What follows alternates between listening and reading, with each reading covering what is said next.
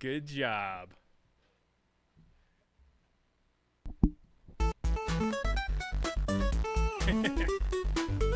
What's up? 83. Yes, it's 83. Episode 83. Thank you very much.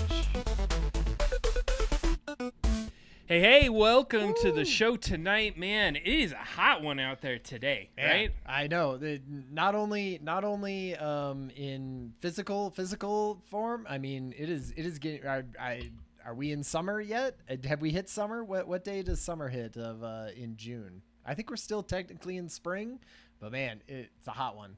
It is a hot one, and thanks for joining us tonight. And so we already got some folks in the chat. 83. Yeah, we got an exclusive shirt. We got stickers, by the way, Disturbed. So we need to get you one of those. Yeah. The thing is, this is 83 on Twitch. I think it would be like 183 or something close to that had you put all the YouTube ones that we put in before. But this is where we're a little bit more studious, and we actually had a show together that we can share with y'all. So thanks for joining us today. We got a great show, as always. Yeah. A lot of AI discussion in the news that we're going to get into. Ryan, you have a great main topic for the night. What's the main topic we're going to get into? Robots. It's a robot show. We're just going to do a deep dive into sort of where we are. Where are we at with robots? A little bit of how we got to here, where we're at now, and what sort of we're looking at in the not too distant future for robots.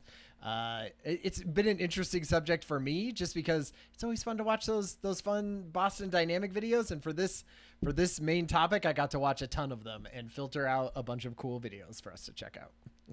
Yeah, that's right. And I'm excited about the robot conversation. And part of the reason why is that a lot of our conversations do kind of get down that philosophical rabbit hole. And I'm always like, Terminators are coming. So this is the one where we could talk about that. It's absolutely... but no, I got to do some different research. We got a lot of videos. So if you're joining us on the podcast today, definitely check it out on Spotify. You'll be able to see the video itself as you do this. But we'll talk you through these videos and a lot of good insights along the way. 10 years, essentially. Yeah. Like we're going to look back from about 2015 on. We won't go too far behind in the past there.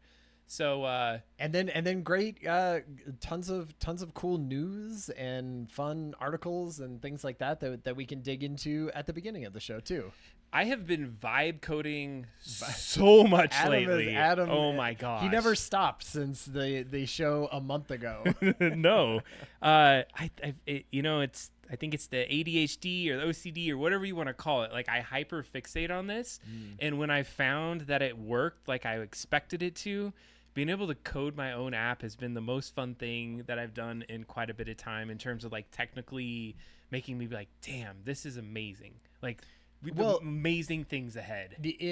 I feel like it just upskilled you to a way where you could do things that you had only imagined before, and I could see how excited you are about that, right? You're like, I have these ideas, and before I wasn't, I just like couldn't physically, or whatever, couldn't build them, and now you can, which is amazing. And I think this goes into a conversation we've had in the past about democratizing certain things.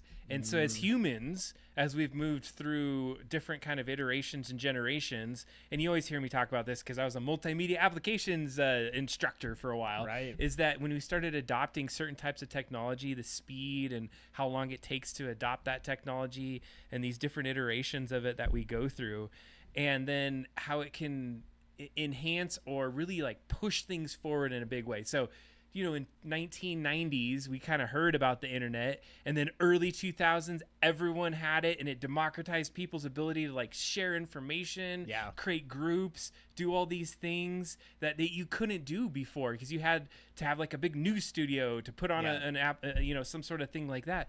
Now we're getting to a point where AI is enabling people that have some ideas to actually build an app or do, and so it's POing some people. Right. I'm not going to lie. And going through this, there are things that I don't think I could have done if I didn't have prior knowledge. Yeah. Oh, for sure. So you still need that part of yourself to be able to develop with AI. But in any case, I'm finding it amazing. I find it terrifying, and we're going to talk about some of the terrifying today as well. Yeah. But it's been great. So I see that we got a lot of folks in the chat. Thanks for hanging out with us. Got He Higgs, Disturbed. We got Stealth Mouse. Oh my goodness. Great. It's and Ryan's been on for 19 months. Good job, sir. I think that's the beginning of when we started it. You're paying our coffers to be able to pay the internet so that we can stream to you all. Woo. All right, should we dig into some questions for humans? I think we should, and let's see if I don't know if this is gonna work. Oh yeah, turn on the. We need the above cam. Adam is bringing out his what is this, Adam? Oh, it's some sort of robot, and so his robot. It's like a robotic arm, like from. Oh man, sounds very very old. I feel like the batteries are going out. I was gonna say like, let me see this card. Oh yeah. Put the card in it. Okay, perfect. Okay, all right. You put it in, and then we'll read it. Okay, let's see. I don't even know if it will hold it right. Yeah. Kind of. Kind of. It's like trying to hold it up to the. Put it this way. Hey everyone. Okay, fine. It says, is social media good for us or bad for us, and why? Oh man. How pertinent. Throw that card down. All right. Anyways, question for humans, Ryan. What do you think? Is it bad? I feel like there's more beyond this. It's like, is AI good for us? Sure. And stuff? Like totally. social media is the past. I know, right? Is social media good for us or bad for us? Like in general, if you had to pick a thumbs up or thumbs down, because obviously there's tons in between, right? There's people that I talk to that I would never have talked to and never been friends with or never known what their lives are like. There's news and things like that I feel like I would not be local things that I wouldn't be able to get anywhere else usually than a big aggregated social media platform. So like they're amazing things. Obviously there's tons of terrible things about, that we've talked about with, loneliness and it hurting people and being used for disinformation and all of that. But all those things together, Adam, thumbs up or thumbs down, you take it off the map or you leave it. So I've learned thumb sideways. That's a wimpy way to go. No, because it's kind of a balance. And if you think about how I am as a human, I'm a Libra, if you're into that stuff. But as far as like the balancing of this, you have to have the good with the bad. So like you just described a bunch of great things that you can do with social media, all those interconnections and doing groups, and all the same bad things can happen in those cases. What I think I would say is it feels bad to me. That would be my take. Okay. And the reason why is I feel it's distracted the human to human connection in a lot of ways. Yep. I think it enables it. Like there's the opportunity to hang out more, but because we have that connection to social media, it makes it a little less that I'm going to go and do a thing with that person or hang. I'm like, oh, they're having fun and their life is amazing. Okay, cool. I'm never going to call you. So it makes me a little bit too like broadened to think and try to follow all these other people that I probably wouldn't hang out with. And then I miss some critical time with those that are around me. So bad. So your thumbs down. I'll take the devil's advocate side there. I'll say thumbs up. I'll say like for like, and maybe this is just me, but a lot of that is like there's a lot of positives there with like a thin or an maybe more easily regulated or something layer of really bad, right? And I feel like the bad stuff comes from the trying to tweak the algorithm so that you're like constantly addicted and looking at it. I feel like the core there is an amazing idea and it just needs some regulation or it needs some kind of policing in there so that we're not just making it, a dopamine hit machine in there. But I'm going to say that idea of connecting us and being more and learning about each other and learning about new things, sort of a net positive. In the spirit of the Adam, Ryan, we always take the opposite sides. I love that. And chat-wise, though, I just wanted to call out. We talked a little bit about dating, and I do have a hot take on that. And I think I agree because it almost makes like people a commodity or like an object. Sure. No, right. Yes, no. And it takes out that like trying and working and doing these things, and it makes people feel dispendable, I think. And there's probably some gender gaps and challenges into that. We could talk about this one forever.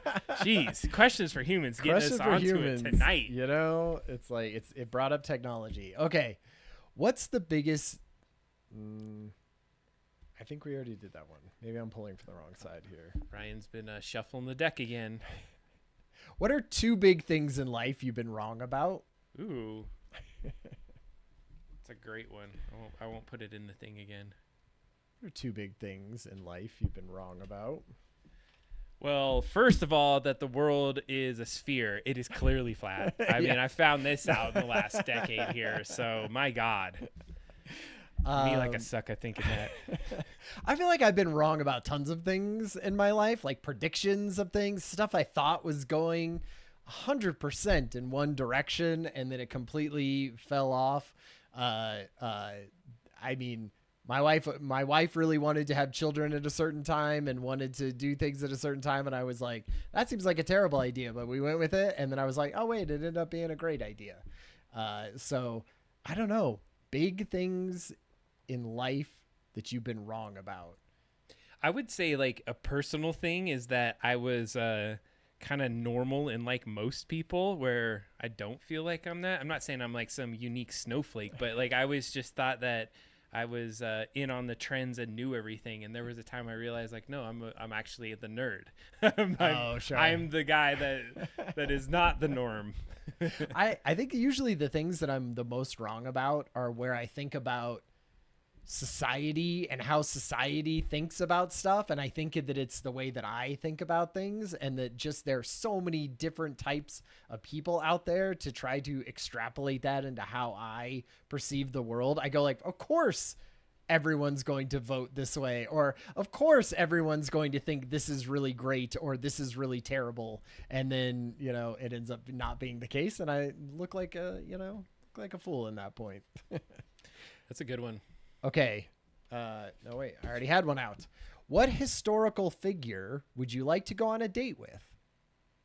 FYI, Brad Pitt 20 years ago is historical. Oh. It's giving little quips historical figure that you'd want to go out on a date with. That's an interesting one. Right. Brad Pitt is so he's technically he's in the thing. That's a hard one to say. Like you're gonna be a romantic partner with this person. Is that the goal with this one? One date.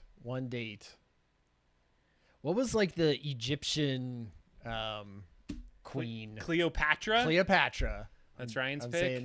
I'm saying Cleopatra. That would be crazy. I could ask her a bunch of stuff. I'd love to see what her lifestyle is like. I guess if I'm going, or if she's coming forward, or am I going backward in this situation? Yeah, that's a tough one. We got a Harriet Tubman. Oh, nice. I could see that. Got a Marilyn Monroe in there. Nice. I could also see that. Goodness gracious, like a date, and like that's where I'm trying to like, because there's some older guys that I would like to see there that I don't know if it's a date or not. I was like, hey, I want to go out and have a drink with you there, buddy. You're like, we're going on a date with Albert Einstein. Yeah, it's like I think somebody like that, or like a Leonardo da Vinci or something like that, just to see what life was like back in the day, where you're thinking about all these. And you talk about a genius, right? And all like a polymath, all sorts of things. Like it'd be interesting to just have a conversation with them. See, I got also Cleopatra. Yeah, she was highly incestuous. She would have had to be a sister or brother, or you would have been out of the circle, Ryan. I'm out. I think those are good. I love the human stock. We got so much news. Or did you have something? No. The only thing I was going to say is I think maybe next time we should try some of ours that we've been stockpiling. Ooh, we should just do one right now. Just do one right now. So Ryan and I have been creating our own list. Ryan has one. I have one that we're doing. So this is questions for humans from our brain or things that we had heard around the way. All right, do you got one? Okay. There was one that I really. Up or down? Okay. How go down slightly. How serious of a crime would your mother or father have to commit before you turned him or her in? Ooh. That's a good Like, one. would it have to be like, how serious are we talking before? Like murder for sure. Like I don't know if I could, like if they're killing people, no way. Like kill. murder. Murder. So, and like premeditated murder, or like manslaughter, like the heat of the moment, like they just happened and the neighbor and they got in an argument and they killed the neighbor. Yeah. You're turning mom and dad in. Yeah, I think stealth mass had murder, rape, or kidnapping, or anything, Come on, pedophilic kidnapping? stuff. Okay, none of that. certainly pedophilia. I would hope. So, like we have, children, right? What if like kidnapping? It was, I don't know, someone that they knew, and they were like, yeah, but we really, need to get something out of them or something. So yes, we're kidnapping. Like if they, I mean, because I assume your parents aren't going to be like sociopaths, right? And suddenly do something. There couldn't be any excuse, right, for murder or kidnapping, you don't think? I mean, if it was like a Dexter situation where they like Yeah. they like murdered somebody because they were doing something terrible, Right. And they're like, I Yeah. had to do this to Right. save society. I'd be like, okay, so maybe there, but if they were like, They're like just vigilantes. blatantly murdering people, I don't know. It's a little rough. What about any kind of theft? Theft of any kind. I mean, that's tough because you stole a candy bar. You're like, okay, Yeah, but you yeah. steal a You're car. not. I mean, You're turning to your parents for stealing a car. They totally got away with it. Grand theft kidney. I would say on my side, like circumstances are always going to be harder, right? With your parents doing something. Yeah, I think it would have to probably be pretty bad, and I would have to think about it for a little bit. I don't think it could happen instantly. Yeah, this one is a very gray area comment there. So, but I think around the murder and like hurting other people pretty drastically is where I draw the line. Yeah. Okay. All right. So we'll maybe we'll just do two cards and one of us or something like that. Yeah. One. Well, yeah. And then, do you want me to do one? Oh yeah, yeah. All right. So, if you could create a utopia, but had to erase everyone's memory of the past, would it be moral? Would it be moral? So like we would have a peaceful everything, but everyone has to forget the past. Yeah. Like we all forget how to talk or You like just everything. get a reset button, some alien thing that just like whoosh wipes your stuff, and you're like, whoa, I'm a little meaty biped. Cool. Hey. I think the problem is like all of our previous computers and internet would all still be there, and so we would just learn bad things from everything.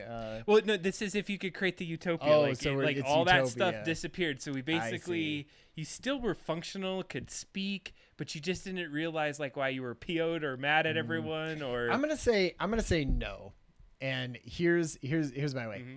You gotta go through the hard stuff to get it out in the good way. Right? Great. Like you gotta, yes, it is tough. And yes, we have to scrim and fight with our own demons to get to the right spot of doing that. If you just dump people in a utopia, they're still the same crappy people that they were before the utopia started. And it's probably not going to be one. But we snapped that out of them. We Thanos them. But still, like they're still humans who are fighting with each other and doing like, I don't think that necessarily goes away probably if you have a utopia. So it's sort of like I want humanity to get to that utopia on our own. Pull up our own bootstraps. Buy your bootstraps. All right, Ryan. Good questions. I didn't have a really good answer other than I was thinking around the uploaded intelligence thing. So like the utopias that you would upload and then it would somehow erase some of those thoughts, and you were in an environment that you really couldn't do harm to other people because you would like have a backup of you, or I don't know, it'd be some weird kind of thing. Awesome. I can see that. Awesome questions and thoughts. I love the idea of doing a couple of ours. Yeah, me too. All right, we're gonna jump into it. We're gonna rapidly hit through these topics. We are looking for your insights in the chat. Tell us what you think as we go through these today. Yeah. I think it's important that we keep our finger on the pulse of things as we've been doing these news stories. Ryan and I have talked offline. We actually hung out offline in the last week, which was kind of rare. Cheers. Could we cheers to that? That was a good time. So, anyways, why that's important is that we've talked about why is this an AI show? Is it a tech show? What kind of show is this? We thought it was important to talk about some of the things that are happening as they happen in real time as we start to experience that.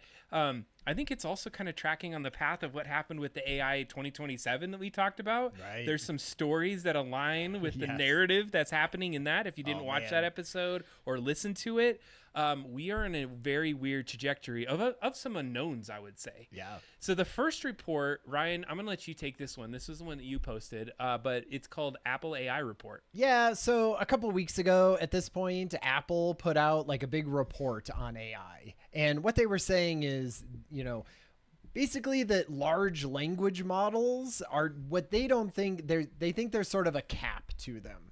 That we're kind of on a wrong direction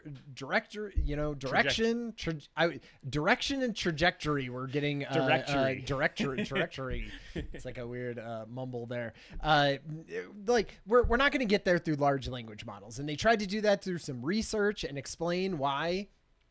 We're going to hit some limits. We're not going to be able to get there. And, it like when Apple puts out a big report like this, people listen. And so they read it and they digested it. I feel like some people jumped right on it and were like, yes, we've been saying this for years. You got to go different routes you can't just be predicting the next word and get to whatever, general intelligence that you want. You're just not going to get there. Other people sort of dove into just kind of how they put together the research and everything. And they found some, discrepancies of how they talked about it. They were saying that they were trying to get AI, how the methodology worked is they had these like very complex puzzles. And as you add more complexity to the puzzle, it gets harder and harder. And they were like, at some point, the AI sort of topped out at a certain amount of complexity, and they all kind of topped out at the same sort of thing. And that was one of the ways that they were trying to say that like, you're only going to get so much intelligence out of these systems. But people were saying like, well, they're kind of meant to top out at a certain level, right? Like you can only put so many tokens into something. You wouldn't want to say, hey, think about this and go away. And then it comes back 30 hours later and it's cost you, $2,000 because it got in some sort of loop and it just thought about something and used, 1 million tokens. So there was just some sort of thing. And then people were also like, Apple is not doing amazing right now in sort of the AI space. Like they announced a bunch of stuff at their Apple conference last year. There was AI get up and go, and none of that stuff came out. And they just had their new Apple conference, and like none of that was focused on AI. It was a lot of iterative stuff about phone, interfaces and things like that. And so people were kind of like, it sort of feels a little bit like you're just kind of trying to throw a wet blanket down onto some of the stuff. So maybe some good points, maybe some new ways to think about things, but also just sort of feels like a company that is flailing right now in AI and trying to throw out stuff. So that's just me. No, it's interesting to see. And I would say my 2 cents on it, and maybe a question to the chat, is like, why do advanced reasoning models give up instead of working through the harder problems? What does that say about their design? And the thing that I would say, it's this very anecdotal at this point, and I just told you I spent probably a good 40 hours working on this game or this app. And what I found was the harder and further along that I got, it was too hard to keep the concept together for AI. And so I constantly was modularizing it and splitting it out into these little bit-sized pieces that say, okay, I know that you can only handle this much, and try to keep it very narrow. Yeah. So I was experiencing it even just with some of the things that we're doing now. It's like the first response is amazing. You get close, and then to like really take it to a complex end makes it a lot difficult. So I kind of feel like there's some truth into that. But with anything, I think if we have these models that are out there, I was thinking about this earlier today, is could you like somehow link some of those models together where they're talking back to each other and they create like something more synergistic than what they are in of themselves, and some other algorithms that link them together. Yeah. No, I feel like your vibe coding stuff is giving you like a good perspective on those types of things. It's definitely, yeah. I'm like super into it. So it's so bad. Like I can't stop it sometimes. All right. Next up, the U.S. Army signs up a band of tech bros with a nerdy name. Okay. They called it Detachment 201. I don't know what that means. Is that a nerdy thing that I just don't understand? I guess so. It's Chat, help us out. So this is with a nerdy name. Detachment 201 is known as the Executive Innovation Core. It's tapping senior tech leaders. So it's leaders from Meta, from OpenAI, Thinking Machines. They're going to make them Army reserves at lieutenant colonels. So their goal is to embed these tech people with experience into military efforts. So the modernization of our military is now going to have some tech bros in it. And love to hear your thoughts on that. I feel like this is just the Army trying to do some recruitment, right? Like I don't know if did you hear about Meta basically throwing out kind of numbers of paying in the hundreds of millions of dollars for AI heads of AI things to come over to Meta to help with their stuff. Like that's the kind of money we're talking about for these like really, influential and smart people in AI. And the military is sort of saying, hey, don't you want to, I'd let you come in as a sergeant colonel or whatever it is. Lieutenant colonel. And like, come on in as that. You could just go through this wimpy boot camp. Like you sort of have, and then bam, now you're in and you're building AI for the military. Just like you always wanted. Ugh. It's in traditionally, Silicon Valley has been a little hesitant to work with the military. And so this is starting to show that the barriers are coming down. Totally is. I mean, Google always said that you weren't going to use it. People quit when things happen. They're still defense contracts for AI. So I think also if you think like all the different things that have happened over time, and this isn't an AI thing, but I remember the military like taking Xbox controllers or PlayStation controllers, and now pulling this AI experience in is going to change some new things. So I don't know. Does incorporating these executives in the military, like, is it blur these boundaries between civilian tech companies and the military and national defense? It gets a little scary if you think about it. Yeah, the amount of data that's out there. It's weird because almost every other big technology has come from the government and in some ways military research, right? R&D. So much money goes to the military. Exactly. So if we got it. Totally, right? And so then you go like, well, this is the first one that didn't come from that. Computers came from that. The internet came from that. Rockets came from that. All of that stuff came from that. And now it's, like you said, democratized enough. And so now we have the government trying to catch up on the technology. And I feel like this is them just trying something. It's going to be interesting to see. And this is the one that goes back to the AI 2027 because they talked about military kind of engagement and connecting. How could it not be? So it's happening. It's just that's why you kind of hear it here is we're letting you know as soon as it comes in. So within the last couple of weeks, these are some of the stories that we've been seeing. The gentle singularity. Oh, so gentle, Ryan. Did you see this? Sam Altman did a blog post, and when Sam Altman, CEO and everything of OpenAI, puts out a brand new thing talking about the singularity, I'm reading it. Ryan is all about this blog. Reading it. I'm reading it. Well, it's like these are some of the head people that are happening. You're in this right. thing, I'm not saying you're not wrong. Anyway, but we'll show in the next story why you might have to take this with a grain of salt. But let's take it at face value for right now. He basically came out and said, hey, okay, so if you don't know what the singularity is, this is something, that is thought of like we're going to like merge with machines and thing. Who's the Ray Kurzweil was a big one, wrote about the singularity and all of that. And in this blog post, basically Sam Altman is saying like, hey, we're kind of in the transitioning into that singularity, like, and what it isn't as crazy and disruptive as maybe we thought it was going to be, right? Like it sort of seems okay. We have this really smart thing that's way smarter than almost anyone else in the entire world at this point. Hundreds of millions of people per day rely on it for their jobs. And, it's one of the fastest growing things. And like, we haven't seen major disruptions yet. Everyone is still kind of petting their dog and having barbecues and working and doing their life. And we're not on one side of it, like traveling to the stars, but we're not on the other side where, 90% of people have been laid off, And so he is kind of saying, like, I think we could do this. I think we could just do this sort of slow integration of AI, and we just kind of, feel it out, and we just do that as we go. And that was kind of his thing. It's a slow ramp up. Slow ramp up. Like it's a almost what he's saying. Here's what he's saying. It's a fast ramp up of the technology and the smartness of the AI. But like, because we're rolling it out slowly and doing things, that is where the slow ramp up is coming.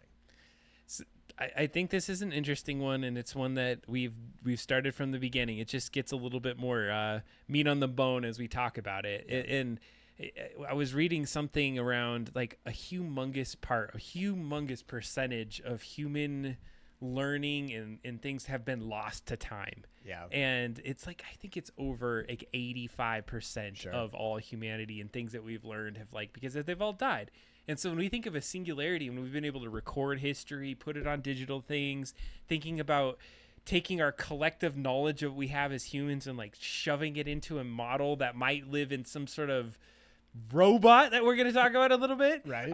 It is what I think of when we say singularity. Like, what I imagine is, one crazy robot that we make that can somehow power itself and take all of this knowledge that we've been able to combine into this one thing, and we still live on. Our meaty bodies are dead, we're dead, our real parts are dead, but these pieces of it live on, right? And so in this case, we're saying is we're kind of living through it. We're still feeding the thing, we're still feeding the singularity.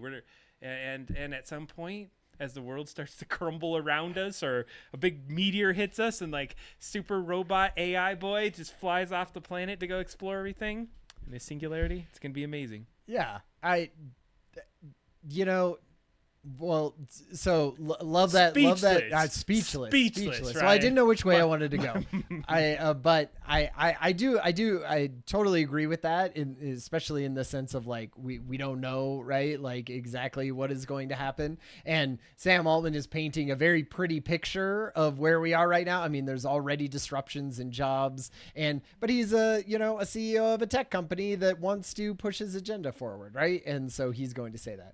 So, I just almost think it's like an interesting thing to hear from somebody this high up in this thing. And we'll move on to the next story, which is also about Sam. He wants to pull the wool. He's like, everything's fine. Everything's fine. Keep buying ChatGPT. Totally. Or you're all good. It's more like, don't regulate us. don't do the thing. We're fine. Hey, look how fine it's going. We're going fine. Yeah. Hey, 2027, those guys, they don't know crap.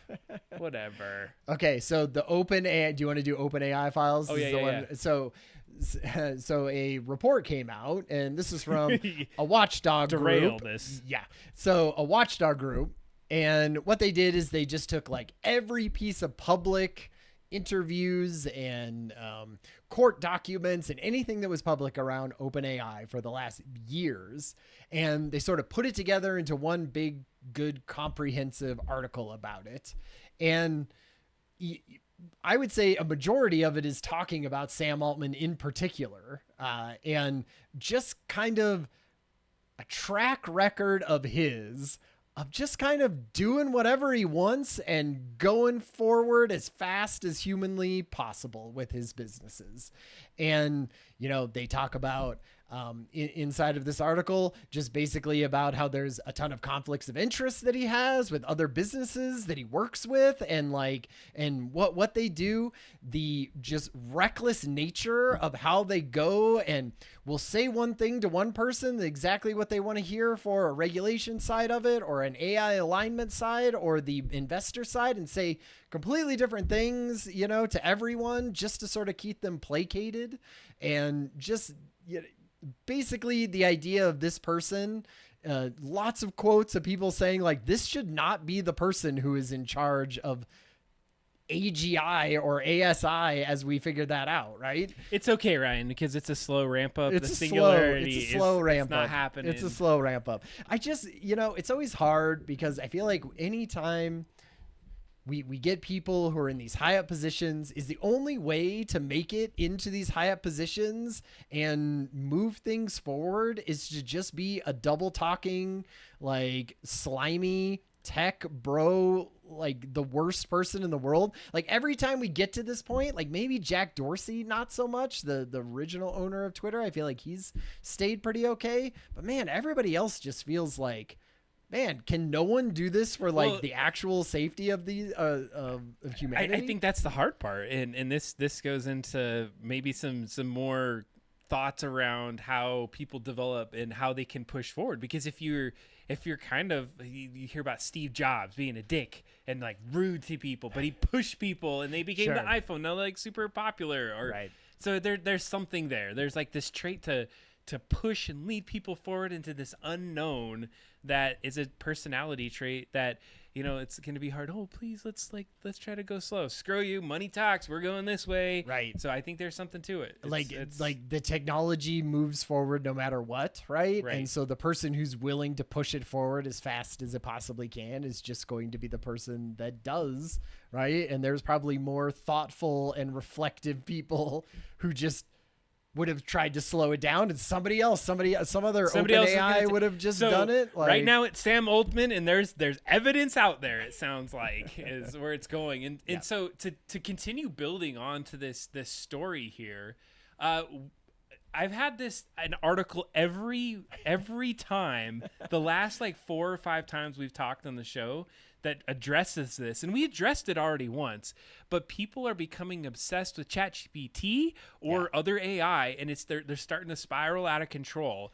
And so we've talked about this on the show right now. Why I thought it was important to bring it back up is that there are so many stories coming out about this that I think it's starting to show some of the cracks in this, and that some people super vulnerable don't understand what it is. They think it's something that's like religious or a cult, or really pushing people in the wrong direction, or amplifying their own personality. Like if you get in and you start chatting with something like, hey, I think I want to do this today. That sounds like an amazing idea. Yeah, exactly. Let me come and help you. And so you think about a crazy person using it. Yeah. It's going to do the same thing. It's going to push in there. So there's this obsession and delusional spiral. So there's a lot more reports coming out that people are personifying it. They're calling it like mama or papa, or they're really connecting with it in ways that you never thought.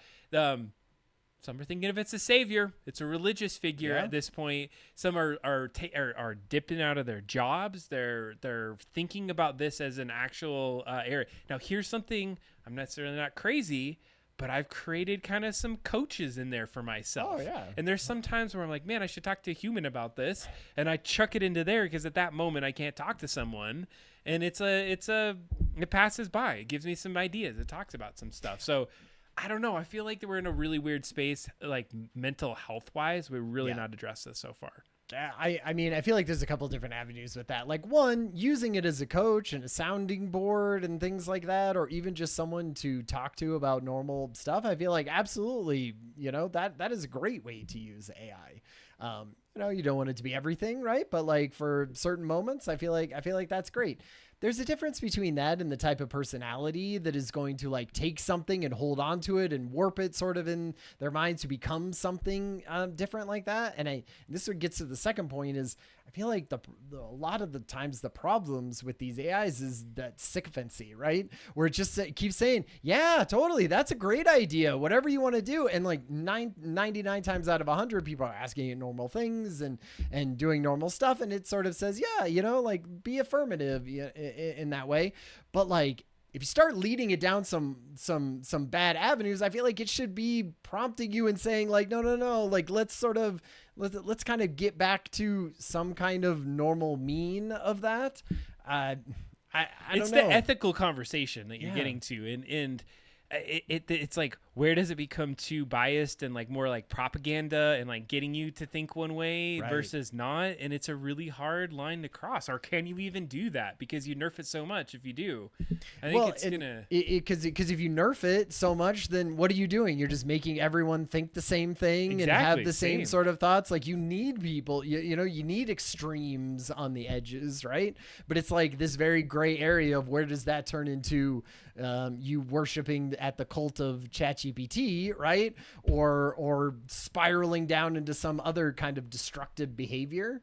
I think that's usually where kind of, like Claude and things like that has that like a moral system, a like constitution, a constitution, an AI constitution, where it says, hey, if it's going to do somebody harm or something, pull the, don't go down that way. Or, I think it's probably going to be more of that we need to make sure that things like this don't happen.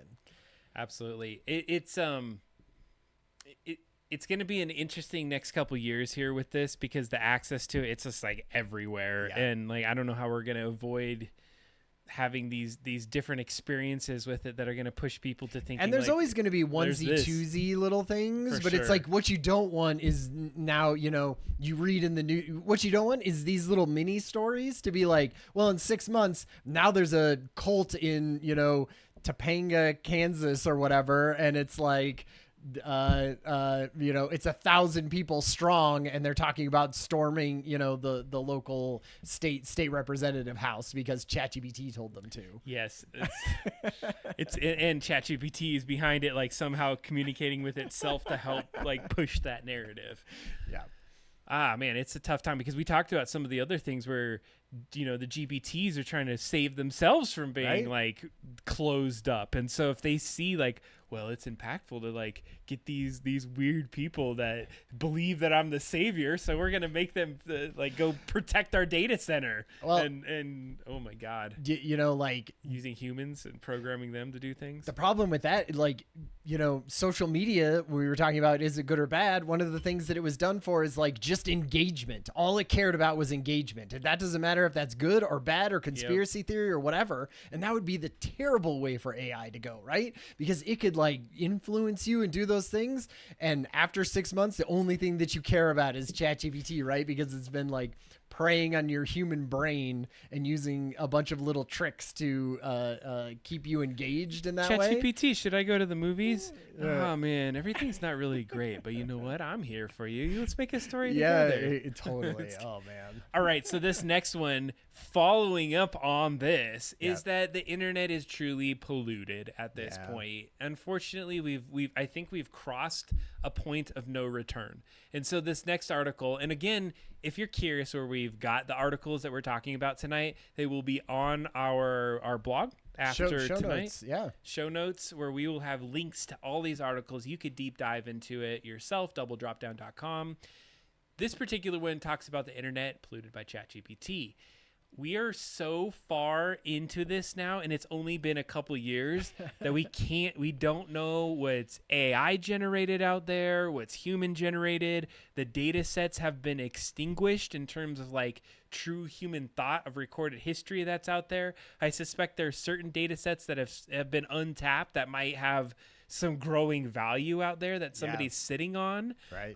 But these training sets and then the outputs that they're putting on there, we're getting close to model collapse, as what they talk about. And if you haven't heard about that in the past, it's you get to this point where it becomes so incestuous is probably the best way to say it. It's like the AI produces AI content that it trains itself on, and then it ends up being something not great. It's like a copy of a copy, right? Did you? Somebody put it in the Discord. Maybe I saw it in the Discord. Maybe I didn't.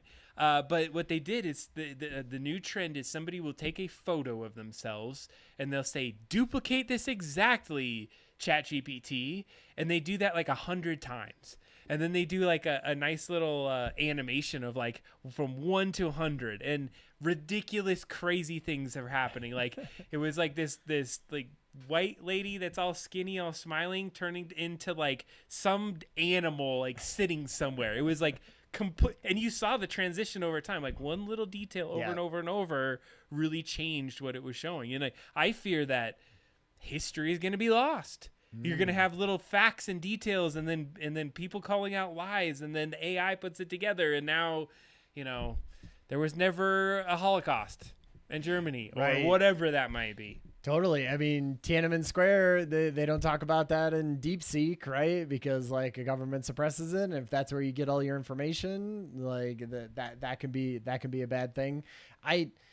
In some ways, I feel like, well, I don't know if it has anyone proved, and I know they've done tests and done things, that if you feed back in AI generated stuff back into a model, even, I mean, because let's face it, a majority of the stuff that I am putting out into the public now has some kind of AI like help, writing it and doing things. Maybe not every single email or every single thought that comes out of me, but a lot of it, right? I need, partially written by me, partially written by AI. Does that make that not worthwhile to a something that's training on that same data? No, I think that's fine. I think what we're saying is the garbage crap. Something that's an automation and trying to throw out a news story and syndicating it across a couple different things. And you start to get these things for the engagement points. Sure. Something spits it out. It's inaccurate. There was a great example of it. I can't remember the word, but I can remember the story, is that they were scanning these journals into something. This is an older story. And when they scan the journals, when you scan things, there was these two words that happened to be in two separate paragraphs. And they kind of were close enough that when the OCR scanned them, they crammed these two words together. Okay. And it created a new word that didn't ever exist. And then scientists in other journals going forward started to use that word as a scientific term.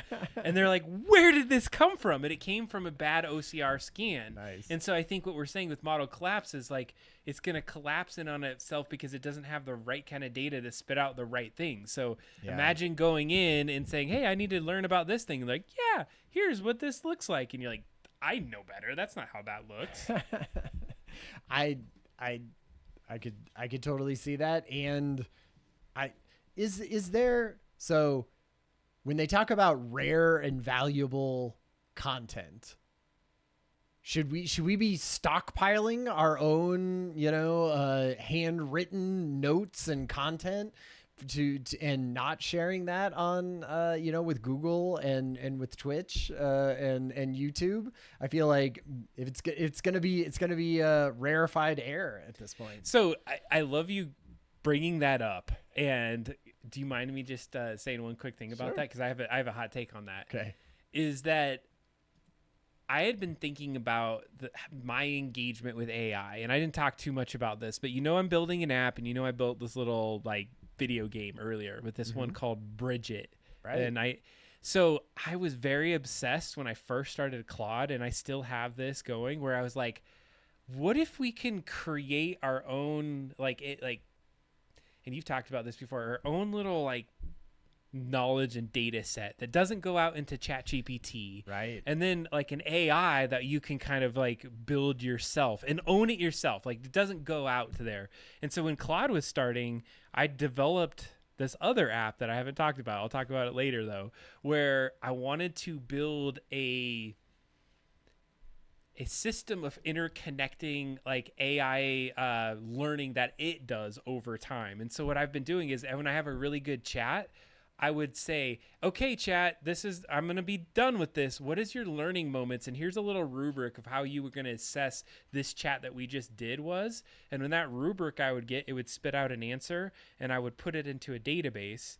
And then that database I would be holding on to, and I'd be like, cool, I learned something with this AI, and now here's an artifact of that learning, like a memory. Right. And that now, as I continue to do my AI connections and I do that, I'm always going to put these memories and I'm going to put it in this thing, and I'm owning this bigger kind of, and I hate to say like a AI being in a sense of all this learning. Cause like right now there's so many great things that I feel like I'm learning when I use AI, and then it's in ChatGPT and they own it and it's gone. And it's like, it's not helping build this bigger model that that learns off of each other. And so my point, I guess, and what I was getting to is, what about the little things? Like I'm making that notes app. Like it would be great for me to take the notes app, and all the archive stuff that I put in there would now become the training data for me to say like, how does this guy do his work, or this is how he thinks. And so then moving forward, it might anticipate next year, like, hey, you should probably be putting these things in your next steps on that. And so I know I got way off track. No. But the concept is that I think it's going to be really important and great for some people that know, hey, I got to create my own data set and build it and hold on to it and then leverage it to like cater this AI that's going to really help not only myself, but help me be unique and push forward across these other folks. We talked about that a little bit in like the future jobs, that you might have. And you're like, maybe it's not, maybe that's how I get a job in the future is I have these ways that I work with AI and these prompts and these, different connections that I've made from different AIs to different softwares, to different programs. And that like me plus all of these different web of connections is the thing that you are hiring.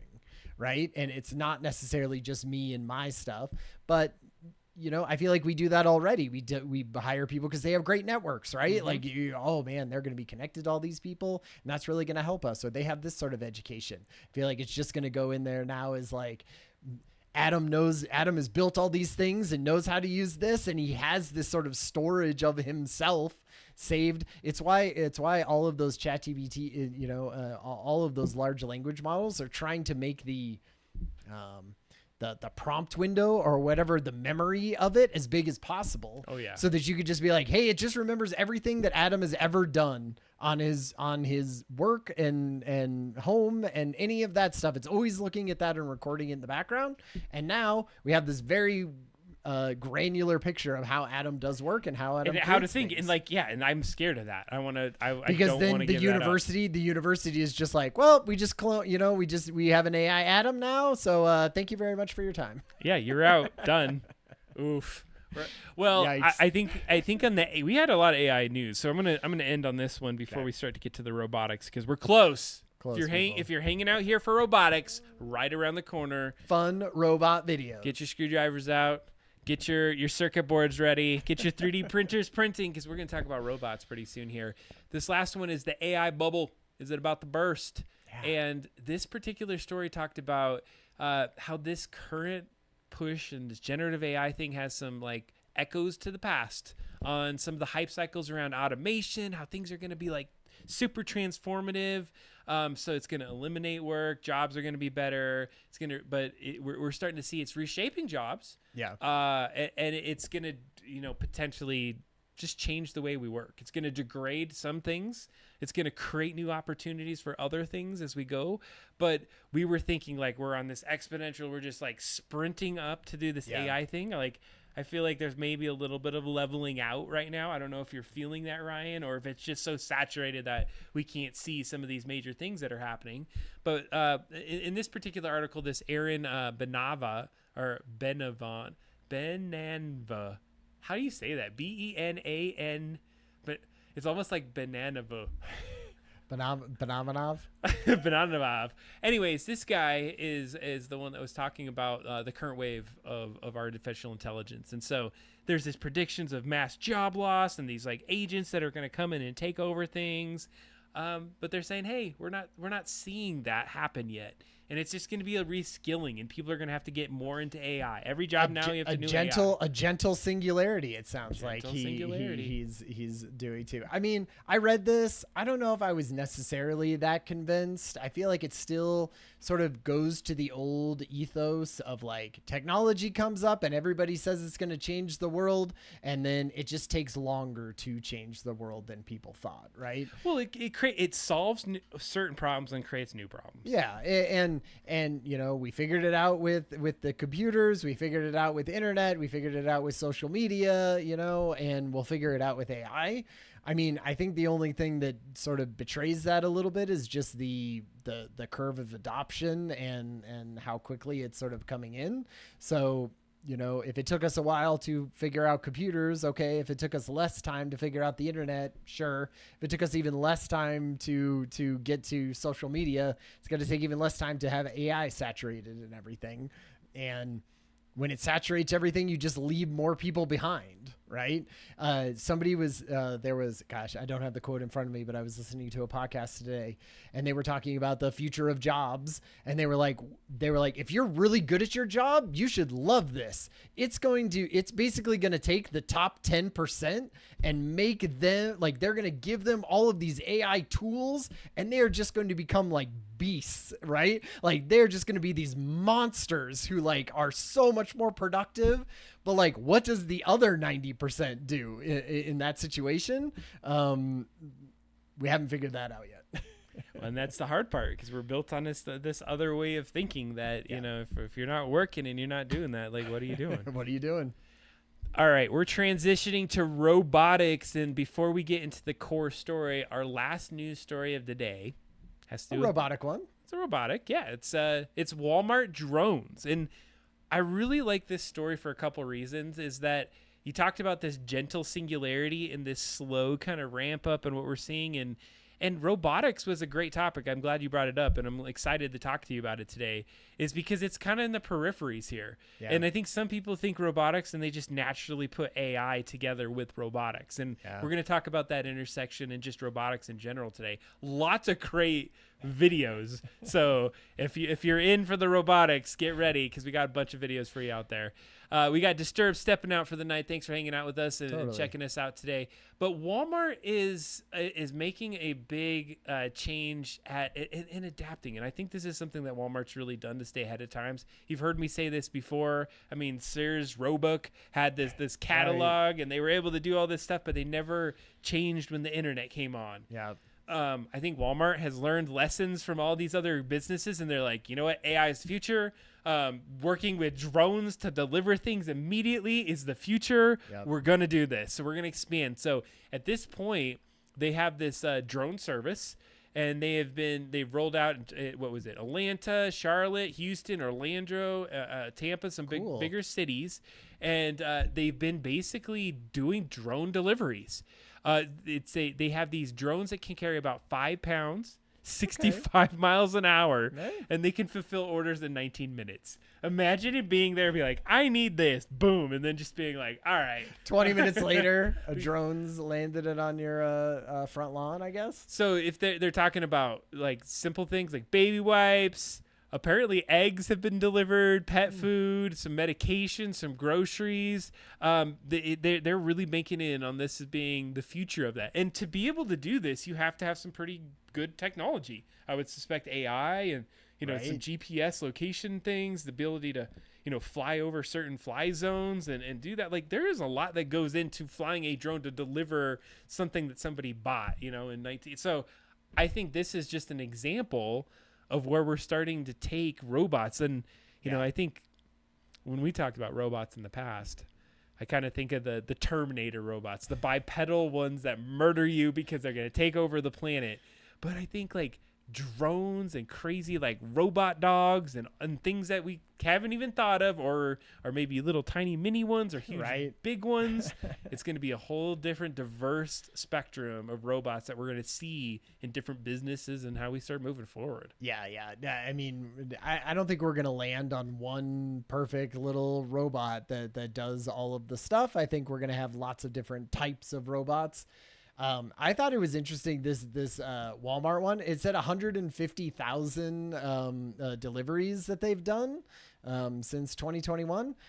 I mean, obviously I don't live in any of these places that they are doing it for, but I imagine, like, don't you probably have to have a thing in your yard that it lands on? Or I feel like there's like a special, stuff that you have to do when you're not built on the infrastructure of like, it's a truck and the truck brings you your thing and there's already trucks on the road. It's like, this is a whole brand new system. And we're going to talk about this in robotics of like, if you have a perfect system where there's a thing for it to land and there's no rain or there's no nothing, it works great. But as soon as you hit the real world of, stupid people shooting them and them running into each other and not having the right place to land, and now a dog's running up and biting it and all of that stuff, I feel like that's why you don't see it. That's why it's 150,000 and not 150 million. That's right. Mama, the eggs are coming. No, we needed those for breakfast. I ordered them 8 minutes ago. No, that's how people get their eggs. They got to shoot the egg drones down. They're going to the billionaires for their special egg deliveries from... Yeah, that sounds about right. Elite Walmart. All right. Put your tray tables up in the upright and locked positions. We are ready to get into robotics talk. I am so excited about this topic tonight because there's a lot to get through. There's a lot of videos that I didn't watch the full video that I'm anxious to talk about with you. Ryan, tell me a little bit why you picked robotics for today's deep dive. Well, I feel like there's been a couple things big in the news in the last month or so, or at least in 2025, talking about this kind of like very big ramp up of what the experts and people in the field are saying is this the new wave of robotics that is coming out. And one of those big things, one of the ones that piqued my interest, was like Gemini put out a thing for their, embodied AI basically platform. And I thought that was really interesting. And that was like, man, that seems like that is such a something that we, like you said, we almost sort of don't think about. I feel like AI has really sort of taken over kind of the conversation about technology, but like robotics seems to have been sort of happening in the background and leveraging these new large language models to make giant leaps recently. And I thought it would just be interesting to sort of see like, how did we get here to that point of where we are right now? What are people thinking about it right now? And then, we can have the fun Terminator conversation of the future, but like, what does it even look like? It even just like the next 3 or 4 years, I feel like could be really different than it is right now. I'm gonna really try to not get to the Terminator discussions because we will. It's gonna happen, but because there's a couple of these things like I'm just like, this is a bad idea. What are you doing? Don't do that. It sounds bad. All right, should we talk about the last 10 years, basically? Let's start it out. So what's the recent history? Let's start about robotics, break it down. I feel like in 10 years ago, when we were talking about robotics, we were talking about like very or pre-10, longer than 10 years ago. It was like very inflexible sort of car manufacturing arms, right? And they had to be very cordoned off from all of the actual AI workers. See, like you couldn't just be using that in a factory. It would be taking your arm off, or yeah, like they always had to put everything behind glass basically, or in its own separate areas. There was like the human area and the robotic area. And over the last 10 years, part of it that I thought that was interesting of that 10 years is that we had this rise of like cobots is what they called it. I hadn't heard that term before, but apparently that's like a pretty common term in robotics. And that's cobots. And I was like, what the hell is a cobot? And basically that's just like something that a robot and a human can like co-work near each other. So they don't have to be cordoned off in their own part of the warehouse, right? They're just sort of next to you. And how they got that was that there's just basically like sensors that are on the robots where if I interrupt what it's doing, it just sort of goes, okay, whoa, something's happening. And I'm just going to like go into default sort of mode and not just keep tightening that bolt, even though there's a human finger underneath it. Right. And so now you could sort of get in with the robots. You could sort of be in there next to them. And I read some stat that said like about 15% of all the robots that we use are cobots. And I was like, man, that means 85% are still kind of cordoned off in their own section. But for the most part, they're kind of, they're there. Pretty sure this isn't a cobot. It was the first one in our list. Oh no, I think this was. Maybe this is a cobot. No, these are all out of order, Adam. I should have checked your work before we started. In order, sir. In order. We're gonna get some of those videos going in just a second. So I think it's interesting. I kind of think like cobots like collaborative robots. Yeah. Human collaboration. You hear it was for the next point was the first robot. So we have those. The other one that it talks about is, just in this last 10 years, well, not this one, but it's a cobot, right? Yeah, I mean, I guess that is kind sort of it's a because you could tell it's tethered, right? So it has to stay there. But I imagine if something was happening, I mean, this is a pretty modern robot. This is not a 10-year-old one. Good flattener. Like I feel like in some ways it's doing a piss poor job. He's like, oh my god, barely. I don't know if I want to touch these boxes. It's kind of like, all right, and then I flatten it. And then I push it off to the side, and that's kind of it. Like, all right, bring it because he doesn't want to break it. He's like, but then, yeah, okay. So I guess he's putting it so that the No, there you go. You got to put it so it's face down and then flatten it out. Because you don't want any. Oh, there's a person behind him. You can see it in the back. So it's definitely a cobot. It's a cobot. Flip that box, bro. It has a. Yeah, there you go. Yeah, you're about to get fired, cobot. Yeah, you know what you're doing. So, this is a modern one. This just came out in the last month or so, talking about this particular one. So this is pretty advanced. So if you're not watching the stream, what we were just seeing is a robot pick up boxes next to other humans and flip them around and put them on a conveyor system. Yeah. And they were doing it. Yeah, I wouldn't say at the speed of like a human, but they were getting close, and it had like a very human-like form, right? In the way that they were doing that. Yeah, it's not robotic in the sense of always doing the exact same thing over and over again, but more like it can be dynamically picking up packages of lots of different sizes. So one of the things in the last 5 or 10 years is there was a lot more like democratization, right? Like DARPA started doing more things with where people could just come up with their own robotics and do stuff, right? And that meant just like cheaper sensors and cheaper, 3D printing got big, so you could just 3D print whatever you wanted to. And so there was just, before 10 years ago, there was basically like a few companies that were doing robotics, and now they have giant, conventions where everybody's showing off all their different types of robotics that they can do.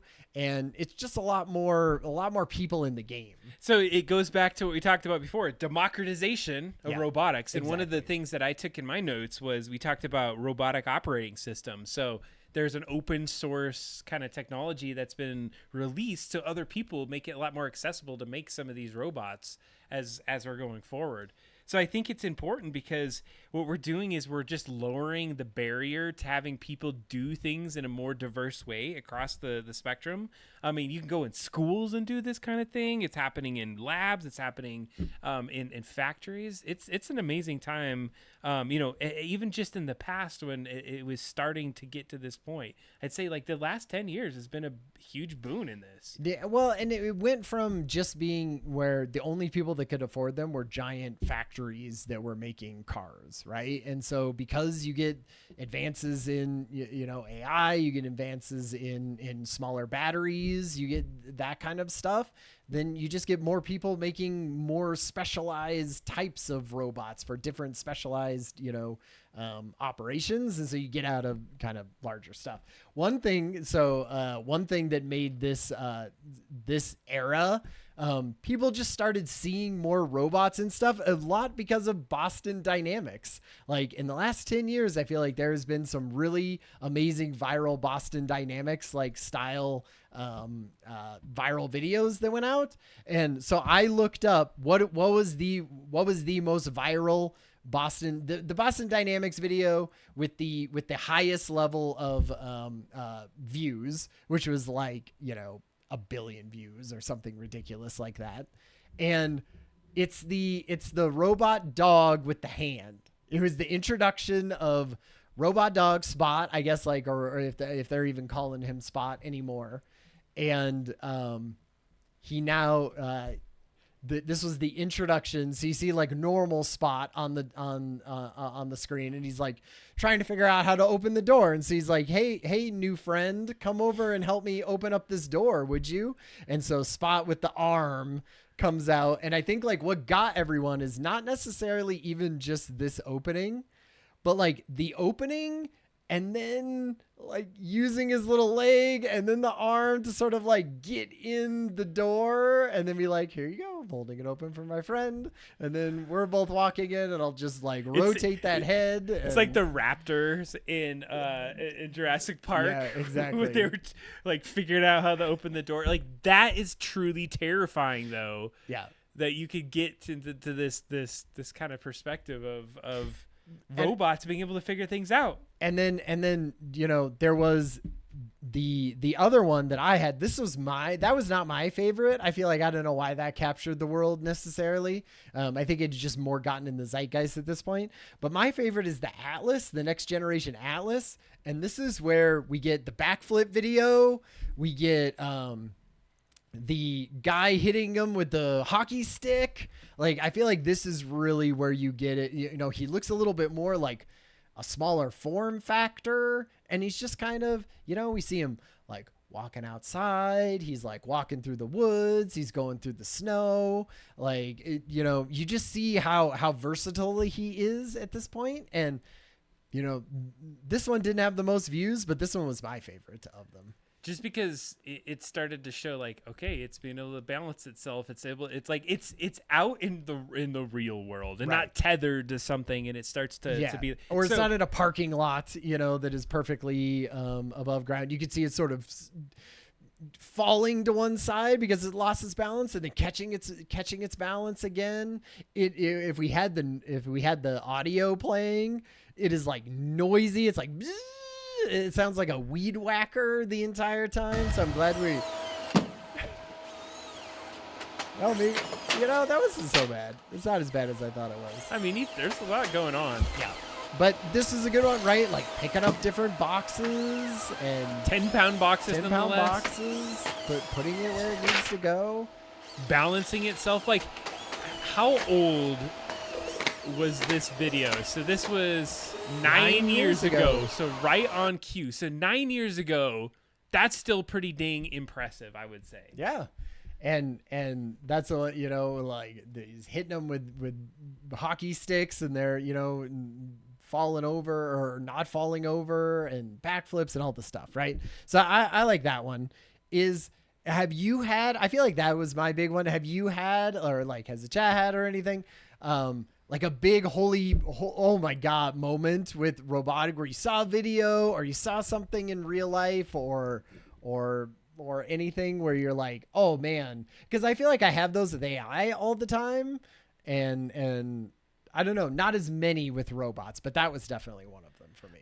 You know, so as its chat kind of thinks about those oh shit kind of moments. The one for me was recent, and so we may get to this one, but when he had the robot that was running through the forest and like then traversing down the side of a mountain, I had the vision. I'm like, those things are gonna come and they're gonna murder me efficiently. Right. Like there is like I it can't doesn't stop matter that. how much, like, yeah. Because I always thought about, and we said we wouldn't talk about too much about the Terminator robots. They're slow and they're moving. Like these things are like sprinting like a freaking cheetah and then jumping down and like bouncing off things. Like I can't compete with that. I'm done. Yeah, if it comes for me. we are going to look at some of those later on. So as far as the past, the last 15 years, like if we go 9 years ago and the video that we just saw of Atlas going around picking things up, it looked bulky, didn't look agile. No. But it was picking things up. It was doing things. It kind of reminded me of the time we're like, yeah, robotics is on its way. That's great. In a couple of years, they'll figure out how to make that thing smaller. And oh my gosh, it surely has. Right. Well, and I feel like one of the big things that we did for this is like lots of things before were sort of like hand coded. And we're like, oh man, you got to go in and you got to show it exactly how it's going to, it was like rigid. Even these, you know, Boston Dynamics robots are not great in that sense. But then Google, like, and this was also, you know, this was maybe like 6 or 7 years ago at this point. Like they came up with this way to be like, how are you going to train a robot or train some kind of AI to do things without you having to go in every time and say like, okay, if you're walking over this section, here's how you should think about it, or like get your balance. And so what they did is they created this simulation where they would just say, okay, you have these legs and you need to move forward. And so it would just kind of figure out exactly how to do that. And it would fail a lot, just like people do. But like, eventually it would learn exactly how you get over, you know, or traverse. And this is using AI. And this is, I think this is using AI. Heck yeah, how would you not? 7. I mean, it's building its own language model. Yeah, it's maybe more like machine learning or something like that, learning. right? It's something in that way. But basically it was like, hey, get from A to B and do it in the best way possible. And so you see it even sometimes doing things that are like unintuitive of how you would move around inside of something. Like he's like pumping his fist. and they learned that like, jumping over things not necessarily super great for bipedal things, but if you have 4 legs, oh man, you jump over things amazingly, right? And if anyone has ever had a dog, they probably know that. But I feel like this was a cool part of the learning of like that we're gonna see going forward, of letting the computer figure out on its own through multiple iterations how to figure out the world that it's in, as opposed to trying to like, look at this guy, like he's doing it, like he made the thing. He made it even with his little fun side steps. So I think it's fascinating, because it's going to get into some of the things that I think have pushed us forward with robotics. And so as we start to think, and what we just watched was a lot of computer generated, essentially robotic kind of things, rigs of legs, running through different obstacle courses, and then learning from those moments. I suspect the clips we saw were the ones where they succeeded, not the 10,000 where they couldn't get over the thing and they had to figure out this is the right way to do that. And I think that's what's happening even probably 10 years ago, is that they were building systems and ways of identifying the environment, and then like shifting of weights. Like the guy that was walking through the snow, it was able to stabilize itself because it was learning that, every time when I slip like this, I need to shift the weight that's going to be here. Even 10 years ago, I think we were at a really pivotal point, and I think he was right to bring that was probably when people were starting to say, holy crap, robots are coming out. But this was, like you said, where they were programmed themselves. Yeah. I talked about the robotic operating system as well, and how there's a lot more people that have been adopting that. So they're building it on almost what I would say best practices as well, to start to build out some robots that have a little bit more consistency. So it's not just like a tinkerer's world anymore, but we're starting to get to a level where it makes a lot more sense. So should we go into where we are now? 100%. Before we do, just as you think about it in the chat, do you think making robotics tools open sourced has helped or hurt the field in general? Do you want like a Sam Altman to go in there and try to do it himself, or does letting everyone else go out there and build these robots make a lot more sense? I don't know. Usually open source is always good. It pushes things forward faster, but I don't know. Sometimes not always. All right, so let's jump into it. So that was 10 years ago. Let's leap forward. What, like 3 to 5 years? Yeah. So we'll say like, this is kind of where we are ish now, right? I feel like the robots are just getting more capable, and in reality, it's based on, because large language models have gotten more capable. They're really figuring out how to use those to build them into robots, even so much that they're calling them what was it, embodied intelligence, right? Or like it's basically taking that same idea and putting it into a physical form. And I think we've just seen it move from corporate, really expensive sort of stuff to more, we're trying to figure it out. Could it be for in the house, right? Could we get them more consumer friendly? Can we get it to work in lots of different sort of situations and stuff like that? And in, like we were saying before, because it's democratized, lots of different form factors and use cases. So we can talk a little bit about kind of the more capable versions of things. Like I feel like these next like series of videos show off kind of like the big players basically that we have now. It's kind of condensed down a little bit. Boston Dynamics is still there, but we have XAI is doing things. We've talked about lots of different sort of places. And do you want to show Helix? We're going to talk up this next video. So for those that can't see it and they're listening to this, check out the video for sure. Check out the video. So we got 2 Helix humanoid robots, bipedal. Yep. And I think the best way to do this video, it's a 3-minute video, is Ryan and I are going to take the role of one of these robots. You want one of the two up there?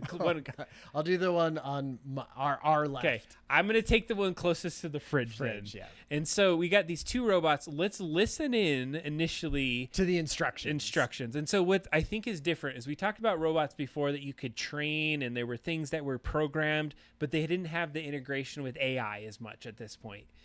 We're getting to a point now where AI is integrated. And I think this is an important piece of it, because what we're saying is, and we talked about it with that last video, is that for a robot to start to act like a human, it was going to be very difficult to train it just with another human in the past. Yeah. And one of the things that I did watch on some of the videos is that how they're training robots now is that they're connected to a human that is connected directly to the things that they're doing. So it's learning from human motion through some sort of wireless connection or wired connection in some cases, to where if you're moving your hands around, you're moving the hands around of the robot. Yeah. If you're looking around with your head, the head of the robot is looking around.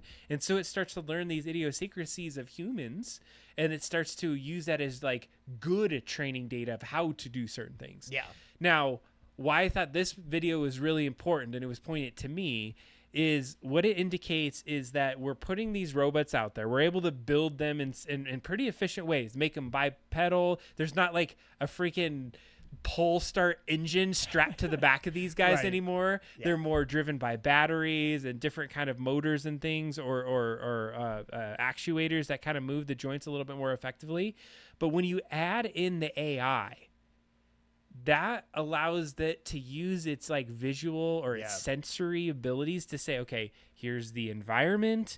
I know the depth that I can move. Yep. I know I have these appendages, and then it learns, or it even uses pre-learned data to go and perform some of these tasks. So if we're ready, I'm ready. I think we should watch this one. So this is Helix, and let's listen to the instructions first. Yeah. Hey, Figures, can you come here? Two robots, guy coming into a kitchen. Okay, I'd like to try something new. Even though this is the very first time that you've ever seen these items, I'd like you to use your new Helix AI and try to reason through where you think they belong in the scene, and then work together to put them away. Does that sound good? They don't say anything. We got two robots. Silent robots. So guy comes in. They're in a kitchen environment, refrigerator on one side, some drawers and a little tray on another side. And you got two robots, fairly silent, looking at him. And he just took out some apples, some ketchup. Yeah, like a bunch of things that you would have in a kitchen, right? And essentially put it in front of these two things, which, in my opinion, they look very humanoid. Yeah. 2 legs, 2 arms, 5 fingers on each hand. Right. Clearly there's some sort of like camera in that head and some sensors in those fingers. So without any further ado, do you want to, there's no talking after this. You could just turn it down low, and then we'd have the fun music in the background. Fair enough. Here we go. Okay. Oh my God, what is all this Yeah, stuff? it's like I'm hovering my hands above it just to make sure. Oh, It's like, is this a refrigerator over here? Oh my God. Oh, the door opens. It's really cold coming from in here. like I'm just gonna pause. I can't believe these are the groceries. What the heck? that he There's some bought. eggs. These All right. groceries that this guy bought. It's like In the fridge. Ah, crap. What else should go in the fridge right now? they are so slow for one thing. Here's Oh some- yeah, okay. So those probably need to go in the fridge. I'm gonna hand those to you. What the heck? You give me some cheese, bro? All right. Let me slowly grab the next thing and place it in the basket. You'd have to have the cleanest kitchen in the entire world for this to work. He's like letting out all of the electricity of this Yeah. refrigerator. I got that cheese in there so good. Hey, I got some Can you gingerbread hand me cookies, that? bro. These do not feel like they need to go in the refrigerator. I'm giving it to you. All right, thanks. So make sure I got it. Like they're precious diamonds. How slowly and carefully we are. Let me crush And these then with my crush them. robotic hands. Hey, I Not found perfect. a thing of oh, look, ketchup. he's gonna put it in the top. Oh yeah, I'm gonna. Oh, yeah, I'm gonna very nicely admire put you. this- I'm gonna admire your handiwork here, putting the ketchup away. I'm like LeBron James He's of like, robots great, here. Great job. Check that out. No, fool. I'm already done with all my things. What Hey, I do you get this got? apple. Hey, can you put this in the bowl? Pass me that bowl. Okay. Thank you. Nice. I think I did a good job. Putting the bowl back. Wish I do with this fridge. Just leave it open. All right, you close your door. I'll close my door. And now we're closing the door. Every Okay. piece of food has been. It's been put away. Now I love this like return back to like task is done. And now we return to our face forward position. Yeah, let's drop that object generalization, I don't know how that means object generalization. dexterous manipulation. Yep. Oh, like Collaborative dexterous manipulation. one neural network for all tasks. Okay. Okay, so I thought that video was a great video. Now the only thing with that video, you know how you talked about like people putting VR masks on and them training robots? Like there's sort of the difference between like something doing something autonomously, which Yeah. is like, you're like, you don't know anything about this situation. Go in and do this situation. Right. And there's stuff where like things are still getting remote controlled. And if I've listened to enough videos of people like critiquing these or doing things, it's like if they don't say this is fully autonomous work that these robots are doing, you can likely think that maybe those robots were trained specifically on, I know there's a drawer here that things go in, and I know there's a thing, a little basket. And the other one, if you switch those robots and put one next to the refrigerator, would he know to put things in the refrigerator? Like, I don't know. That's where we're kind of at that point yet, where I feel like some of this is a little bit smoke and mirrors.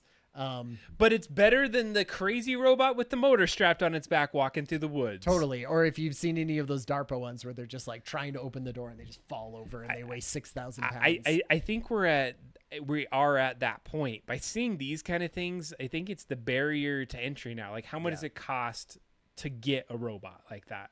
Like, how does it cost to I did see some things online. There was like $18,000 for a specific robot. There's one that we purchase. have in this thing that's about $16,000. So China, we're but it looks pretty we're in the limited. now, right? Yeah, and yeah. these are the now. And so some of the things is we talked about Walmart and the delivery of like drones deliver packages. Those are kind of robots in a sense. You know, Yeah. they have to assess the environment, drive to this place. They have things that drop things off, hands in there. I have a robot vacuum in my house that runs around my house and senses where things are and goes back to its little home when it's full of, debris from our house and sucks it back up into a thing and then charges itself and goes back out. Like, I mean, that's pretty cool robot.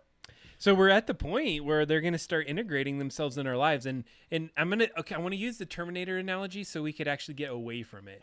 Because in the sense of like a Terminator, I think in my prior kind of childhood is thinking about robots is that you imagine these mass-produced robots that drop out and they're all kind of the same. But what we're starting to see is there's a bunch of players in the game. There's a lot of diversity in the robots that are coming out. Right. Some are connected, others are not. So does the Terminator situation happen? Well, we had the story earlier with AI and the military and lieutenant colonels. We'll see how that comes when they want to turn on Skynet or whatever they want to call it. Yep. But as we start to think about robots now, and a question I would say is, would you feel comfortable working next to one of those? Would you feel like that being in the close proximity of one of those robots is something that you'd want to do? Chat, I'd love to hear your insights on it. My 2 cents is, what happens when it freaks out and it's like wants to grab your hand because it thinks it's a hot dog and it crushes your finger and tries to shove it into the refrigerator? Because I'll give you my anecdote and I'll leave it to you. Is that there was a robot that was playing chess.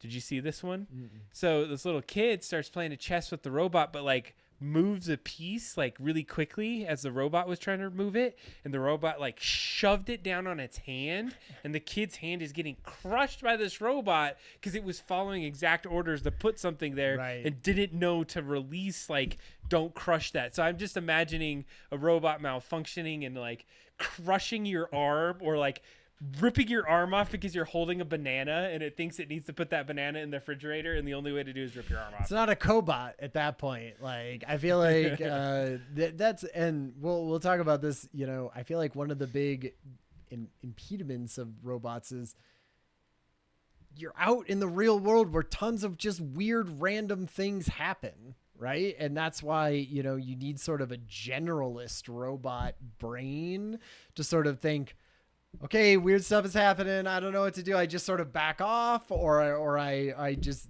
you know, wait for this to play out until it's more normal, or if the street's wet, I can still kind of walk around it, or it needs to sort of know some of those things to be able to function out in the real world and know the difference between Adam's broken wrist and a banana, right? Well, and so what I guess I'm saying is, like, right now it's a little suspect for me on how safe it is. Now, if they were cornered off and they had some limits in there, absolutely. If you can take on some of these tasks that might be repetitive or are like difficult for a human to do because it would hurt you to do it on that kind of, like, absolutely. Or augmenting yourself and allowing you to, like, to do things that you couldn't typically do would be a great way. So that you're to saying help you. separate but equal is what you're saying for robots, is your position. I would say separate but peasants.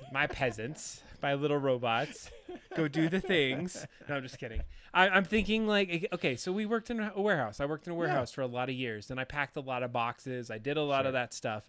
So I'm imagining, like, a collaborative robot friend that would allow, like, I would say, you could do these things, that you lift these really heavy things above your head, and let me help you do that. I'll go do all this other, a little bit more complex stuff of, like, capturing these things and, like, working with somebody to say, you do these things, and I'll do, like, leading robots. We talked about this before. So, but are we there at the present? I want to make sure we can, like, wrap and talk about our present piece, because where we're at is companies are already using some of these things. I've seen some robotic arms that have been out there to where you can essentially put them in the positions that they should stop.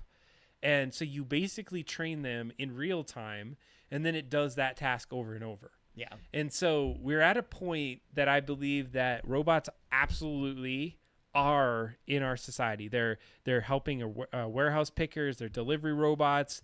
There's assistive robots that are in different corporations that are out there, and we're starting to now integrate AI into them. And this has probably been within the last few years that's allowing them to do more. Like, the training that we had before isn't as robust as what we may be able to do when we can ingest or integrate an AI solution to something. Do you want to show these Neo Gamma? Do you want to show these 100%. Neo Gamma robots? I feel like those are fun. These ones right here? Yeah. All right. Talk us up on these guys. Objective captured. Objective captured. Yeah. No, these are just another, this is just another people in the game trying to do more like home robots, right? Like, they clothe their robots. I thought that was kind of interesting. They use the ear rings to, like, when it's listening for something, it does that, or when it's thinking about something. That is creepy how it was just walking like that. And just like doing the windows and picking up your groceries and putting them away and bringing you a bottle of wine at dinner. And I feel like this is just another one. And then he just, like, takes a seat on the couch and hangs out while you're having dinner. Just another version of these types of things. Just shows you that lots of people are going into this. And even the next one, if you want to do yeah, absolutely. This is kind of the Boston we showed Boston Dynamics stuff. Let's show, this is the latest Boston Dynamics one, right? No more giant, turbo pack on the back, all electric. Just, more capable. And this like, it's using different technology. It's using batteries, where before, like, I don't think it was like the very first, like, old spots were like gas engines that they had on them, but, like, they haven't been like that for a while. But I feel like there was, like, electric, hydraulics and things like that were really heavy that I feel like they've moved away from. And Jeez. The fact that they're using it like bipedal and humanoid. Yeah. Like, is this the one where it does some like creepy stand up thing? I think this might be. Because you could do things that normal humans can't do. And that's what they were saying, right? Is like when you can have legs that rotate one way and then back the other way, it's So it was doing acrobatics, it was doing flips, it was doing like spins, its legs were moving in different directions. I think it's pretty insane to think. And like that kind of dexterity is also the thing that keeps me concerned, because when you can like dodge things well, or like I'm able to see this like fist punching at me, or there's a bullet that's getting shot, I'm gonna matrix like dodge it. Yeah, exactly. Well, that's why you need alignment, right? You need alignment with those robots too. Now I put this one on here because I was like there's also just the like this version of AI right now. This is $175,000 bot. For people who aren't watching, it looks like a real doll, right? But it's a real doll. I don't know what that is, Ryan. Could you explain to everyone? A female or male doll that is used for as a sexual companion, right? Which is sort of what this looks like. And man, if you could hear it and everything, and it's. I guess we will get there at some point, but... Realbotics robots, including me, focus on social intelligence, customizability, and realistic human features, designed specifically for companionship and intimacy. Could you tell us some Well, details? yeah, of course that was the one line that has to say in that. Intimacy.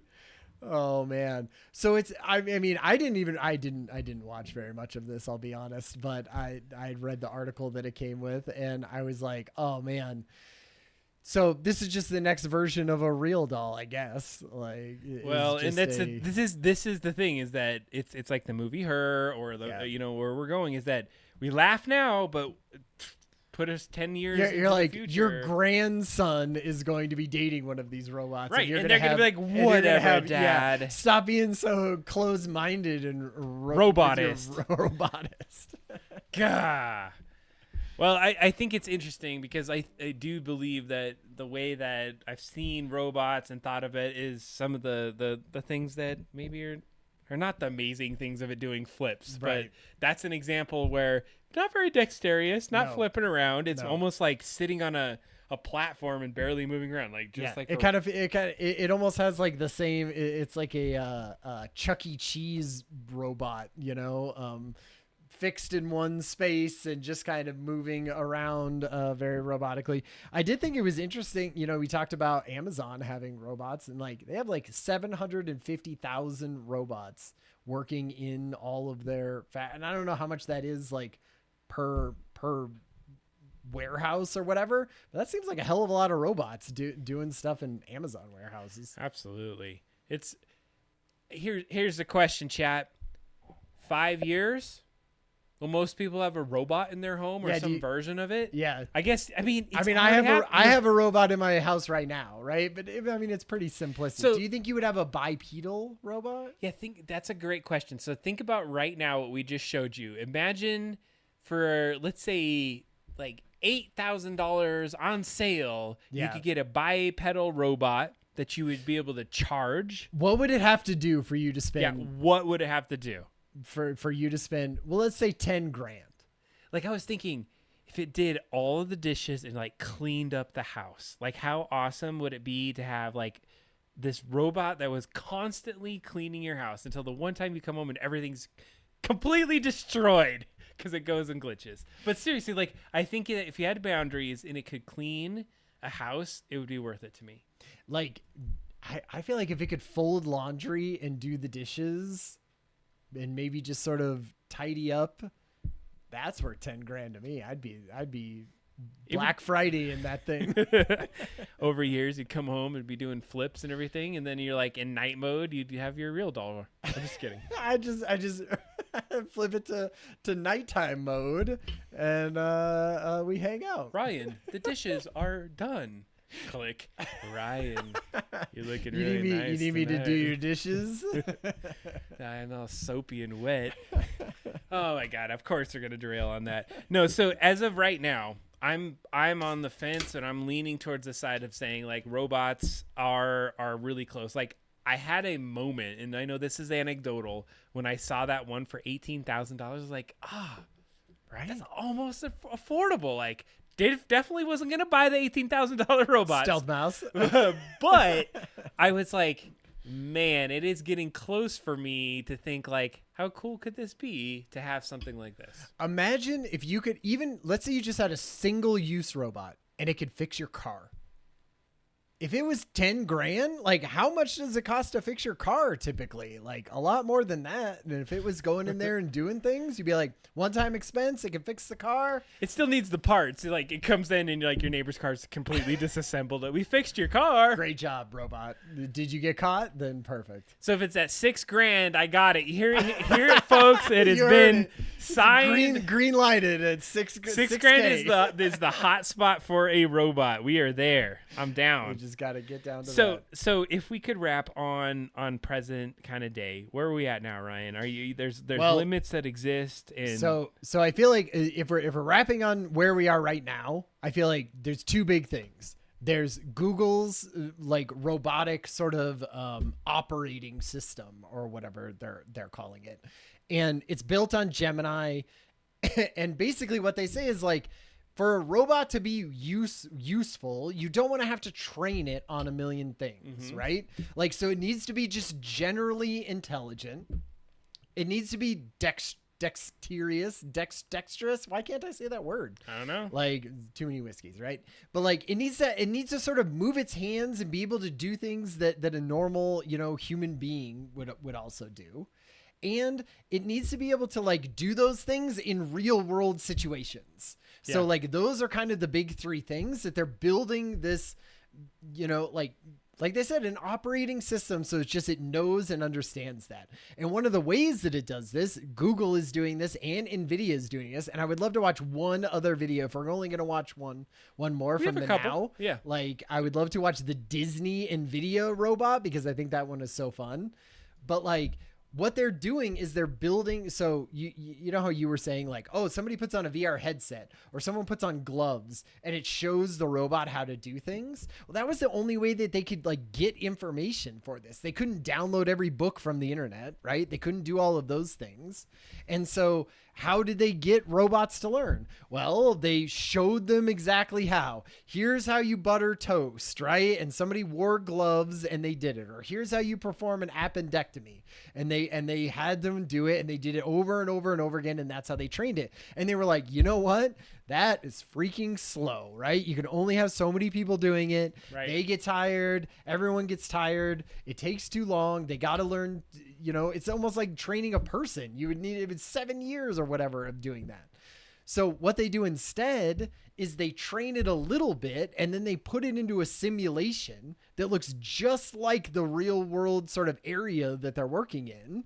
And then they go, amazing. Okay. Now like you see a steering wheel in front of you in this video, like pick up that steering wheel, do something to it, and then put it down in this box. And they just run that simulation over and over and over again so that, oh, in case the box tips over, what happens? If this thing is heavy or slightly heavier, what happens? If the gravity is slightly more, if this, like they make little variations to each one of these, and then it learns to how to do it in all these different situations. And some of that they talk about is like, all right, if you need to teach a robot how to walk, don't show it walking videos. Put it into a situation with tons of stairs and tons of things to fall over and run it thousands and thousands of times. Like they were talking about running 10 years of simulation in like 2 days. And so it's as if the robot has been learning how to walk for 10 years inside of a virtual simulation. And then they're like, now just upload all of that data to the real robot. And when you do that, it knows how to sort of walk in real life. I think this talks about the thing we were getting at before is that, and what's cool about it and what I think that was interesting you said is that if you put a human in there and you get the key frame, if you will, of like what was the good way to do that, and then you fill in all of the other things as you go forward, it's like the human to help starts the training and helps that portion of it, and then those simulations are going to just really speed run the full like integration of all those things, so it doesn't murder you and rip off your arm and it looks like for that banana. I think what's really kind of crazy about this is that it is insane to see the amount of work that's happening behind the scenes, and if we didn't do this thing on robots, I don't think I would have seen any of this, and that's why I thought it was really important to talk about it today. That's why I felt like this is a cool one to talk about. But the training portion, and I'm not sure if you know how this works, is that how does it just say here's a real life scenario and then it puts it back into like a 3D generated world, and then that's where those simulations are happening? Yeah, I think some of them are for specific scenarios, right? You're like, put a bunch of stuff in front of it and say move things around, and so it knows how to grab things and it knows what to do with it. But and then I think some of the more open wide stuff is like, there's a bunch of objects on the table and you need to get them into the yellow box, figure out how to do that. And it screws up and it picks up things weirdly and it drops it on the floor and it does everything. But after 10 years of simulations, it goes, yep, I pick up the thing, I put it in my other hand and I drop it into the bucket. 10 years in 2 days, nonetheless. In 2 days, which is crazy, right? And this is the worst it's ever going to be, right? So I imagine it'll be able to do things, and that's where you get super, Spider-Man style robots, is that it spent 100 years in the simulator. The thing that I get scared about at this point is when we're seeing the great side of it. When somebody trains a robot to do something terrible. Yeah. And now you got a killer robot that's really hard on the loose that's running around doing something. Well, I mean, you could take a spot dog right now and strap a flamethrower to it if you wanted to. Yeah. But people aren't doing it, I guess. I don't know. Not yet, because it's like a little bit unapproachable to get to that level. So number one, I like the idea of explaining training, because I think that large language models have enabled that ability to get to us that point. Yeah. To build these training opportunities and allow these robots to do these things. Because the other part of it too is to be able to leverage the data and then do the next thing is an important part. And so that's got to be part of the AI, is that it's integrated in such a way that as the camera senses the scenario, it's got to then assess it, go use the data, pull back the answer of what that next action is in fractions of the seconds in certain cases. And if we're at the point where robots are picking things up, putting them away, and even right now we're like, hey, I think that could be possibly pretty useful. And this is within the last 5 years, 6 years, we're really close to getting these things in our houses or seeing these things when we go to the supermarket. I think it's an amazing time to live and see these things happen. The other thing too is we saw a lot of bipedal robots. Yeah. I'm thinking of the dog-like robots. Yeah. The different things that don't have that human appearance, that the even wearable robots. I was thinking about this too. It's you make yourself a cyborg. What if you had a second arm that was strapped to your forearm that had another 6 fingers on there that would do things with you? This is where we're starting to head towards in the future, where we're going to have some really interesting developments as we go forward. The form factors are not humans. I love that. I love that idea of somebody's doing your roof and they just have Doc Ock arms, and they're just well, roofs only take an hour and a half to reshingle now, because we have these, it only takes one person with 4 extra arms to nail everything down, and you're just that those are the arms for that, and that's what we use for that. It's just a piece of equipment. I would say at this point, if we're gonna wrap on this topic before we get to the future, which we have some time, we did go over on our news, so we have a little bit more time. But as far as our right now, is that robots really still need humans. They need them to train, they need them to build, to maintain, to do those different things to keep it going. I'm imagining that when we get robots in our home, you're going to have the robot mechanic that needs to come out and help you out with your thing. We're at a point right now where it's starting to bleed into reality. I always look at a technology as starting to become widespread when you can see the commercial or even just the household use of those robots. You talked about it with your vacuum. we start to see it with other little robotic devices and things that are smart, like smart homes. It's only just a couple years away from having some sort of robotic thing in your house. We have drones right now that can fly around, deliver some stuff. You're going to have it in your house soon. And I think one of the interesting things when you talk about the form factor is they have some of those like very rudimentary sort of exoskeletons where you can put it on and they'd be like, hey, go take it hiking. And it makes hiking 40% easier or something like that on you. So you can still go out, you can still do all the things, but you don't have like, as much like on your hips or whatever, like, it hurting or doing things. You can go further.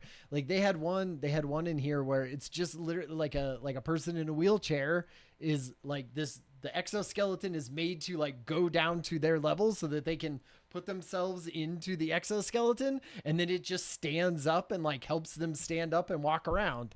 And I feel like those are the types of things like, why aren't we putting more R&D into that kind of stuff? Because man, talk about helping people. Like me having a little helper robot that does the dishes, that's like helping my life like this little much. But like if you can't walk and you have this thing that can help you like walk around and move around in the world easier, that feels like helping you a lot. Well, they're already doing it. They're doing the military. Those exoskeletons are going to be jumping around and shooting just like freaking Tom Cruise in that movie where he has the exoskeleton. The Day After Tomorrow or whatever. Oh my God. Like it's already happening. But yeah, no, what would it take? What are the industries that are most ready for robotics right now? Like if you were to think about it, I think like food services, probably some healthcare pieces. Yep. I mean, it's probably endless. Construction, dangerous jobs, right? That people don't want to be doing. It's prime for robots. Yeah. So I love that where we're at now. Where's the future, Ryan? What's on the horizon? I think we're transitioning to that. Yeah, I mean, obviously no one knows, right? Like this is where we're going to get into the speculation side of this. That is always fun. There are some like trajectories that we're seeing, right? Like just the more use of AI in things, these kind of like large operating systems for robots that can be used sort of widely across things. I think you'll get a broader spectrum of robots going forward. Hopefully, like, I feel like a lot of these robots, the reason that we don't use them is because like they're great at showing off on corporate videos with amazing lighting in every single angle of a thing and putting away very slowly groceries or something, right? Whereas I feel like in the future, it's got to work in dim light where it doesn't, your camera doesn't pick up as much stuff. Like it's got to be able to be used in weather. And so I feel like there's still a lot of things that are not going to be necessarily easy things to overcome at first. Like I feel like it's going to take a while for things to feel like future sci-fi. The reason that we don't have like self-driving cars right now is because self-driving cars have to work in the real life. Waymo? And they're for like very specific cities that will only do them because they have very specific weather. Like how you don't see any Waymo cars in Colorado because 6 months out of the year there could be snow on the ground and it doesn't know how to interact with that, and so you just can't have them here. And I feel like that's what we're gonna get with a lot of like, especially in the first like maybe 3 to 5 years now, is like they're going to be cool and they're going to be good in certain situations. You're probably going to see them out in real life a little bit more, but I don't know if they're going to be, ready for prime time in the sense that like they're running down the street in the snow or, grabbing you snacks and bringing them back. This video. So the video that we're playing right now is these are the robotic, the legs, I guess, right? For someone who is disabled and in a wheelchair, and he's kind of showing them off. I would say that these don't. He's in a wheelchair, and he was poking at it, trying to knock it over right now. And didn't, right? He's now strapping his feet into this exoskeleton, in the wheelchair, really pulling himself forward. I thought it was pretty interesting in the design. It has some handles on it.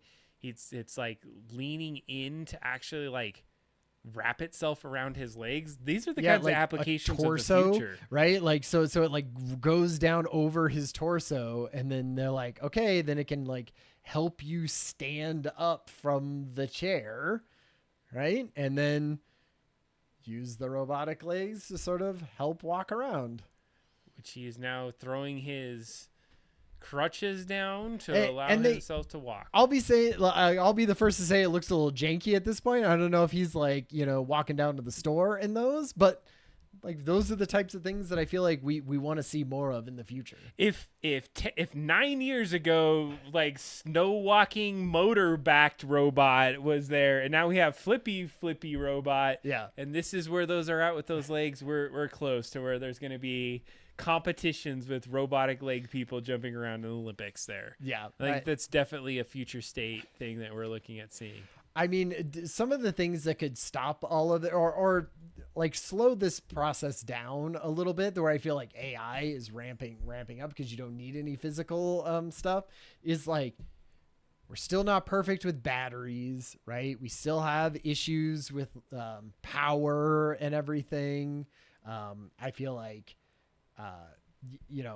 there's physical limitations of where a bipedal or where a little dog robot could go. Yeah, Unitree is a big one. This is the one that absolutely is my pick of the day that freaks me out. So Unitree from China has this robot that's running down like mountains and jumping in water and going at crazy speeds. And like it's just very agile, right? Across a Super. whole bunch of different types of terrain and just navigating it better than I would probably be navigating terrain like that. And the agility of this thing, it's flipping in backwards over like obstacles. This is the moment right here where I saw it running down like people riding on the robot. Yeah, I thought this was fun. Like he's riding it, and it's still, taking the ramps just easy as pie.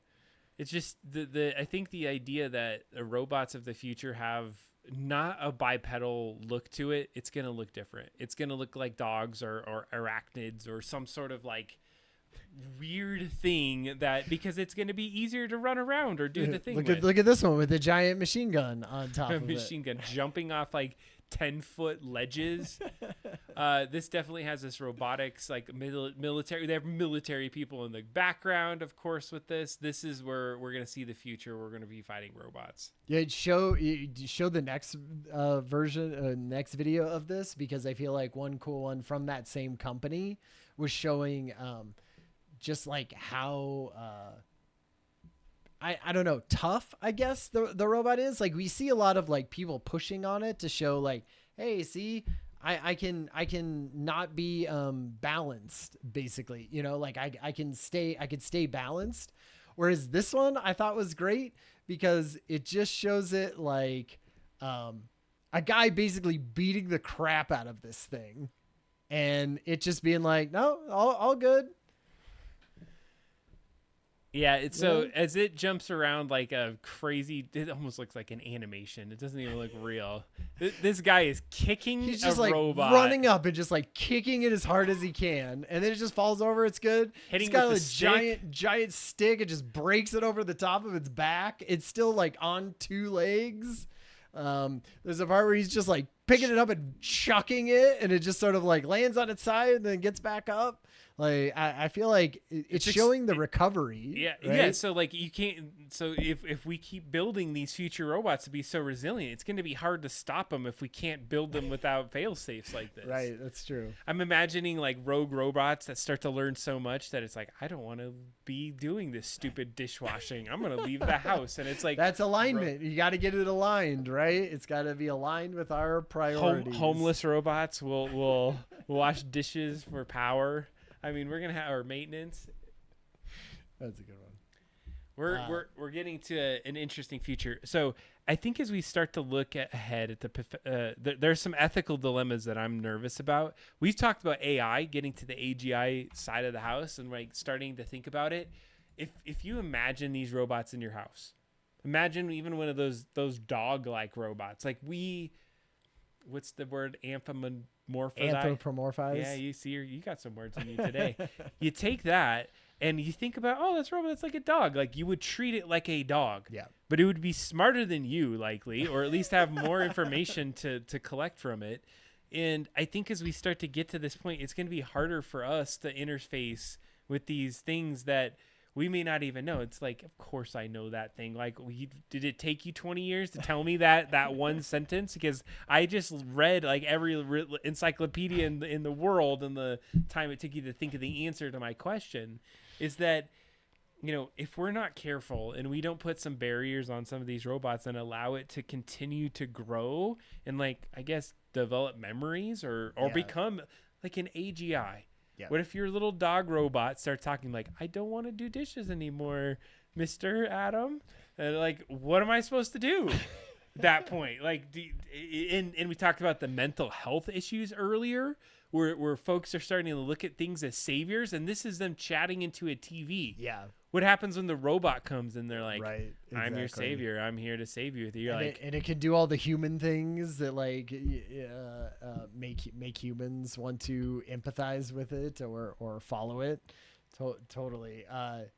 I do feel like what we haven't talked about is like job displacement that these things could possibly do. I don't necessarily see this in the next 3 to 5 years. Maybe certain things, right? I think it'll be sort of like AI, where it's not this massive job displacement right at first, but it's just sort of like, hey, we don't need one extra person in the kitchen because this thing cuts carrots, right? Or whatever. Or we don't need this one extra housekeeper because it folds laundry for us. I think that's how it's going to subtly take away jobs. But I mean, it's going to be the same thing as AI, right? I mean, if it's embodied AI, it's going to start doing things that other people first don't want to do, and then fall into the category of companies want to save money on them. And so just basically, use it out. Don't hire some new entry level person to fold laundry or cut carrots so that they would learn the craft. Just have the robot do it. This one is an Amazon bot that I thought was kind of interesting, just in the sense of like a different type of bot, like it almost looks like a Roomba. So you have a Roomba that's moving around these big cases full of boxes. Yeah. And so instead of a person going in and being like, well, I got to go get the cart from, section 7G and move it over to section AC where they need those stuff. There's just these bots that sort of go around inside of the thing, pick things up, move it over to where somebody else can grab it. It just shows that the future is going to be more automated. But this is also where I start to think about, what are the humans doing in this scenario? Like, you need some sort of oversight to say, yeah, those are the right boxes to move, or this is what we're trying to do. If we get to a completely automated future, like, things seem to fall apart. It's like we're on the wrong track. If capitalism is where we're headed, the problem, like, how does this?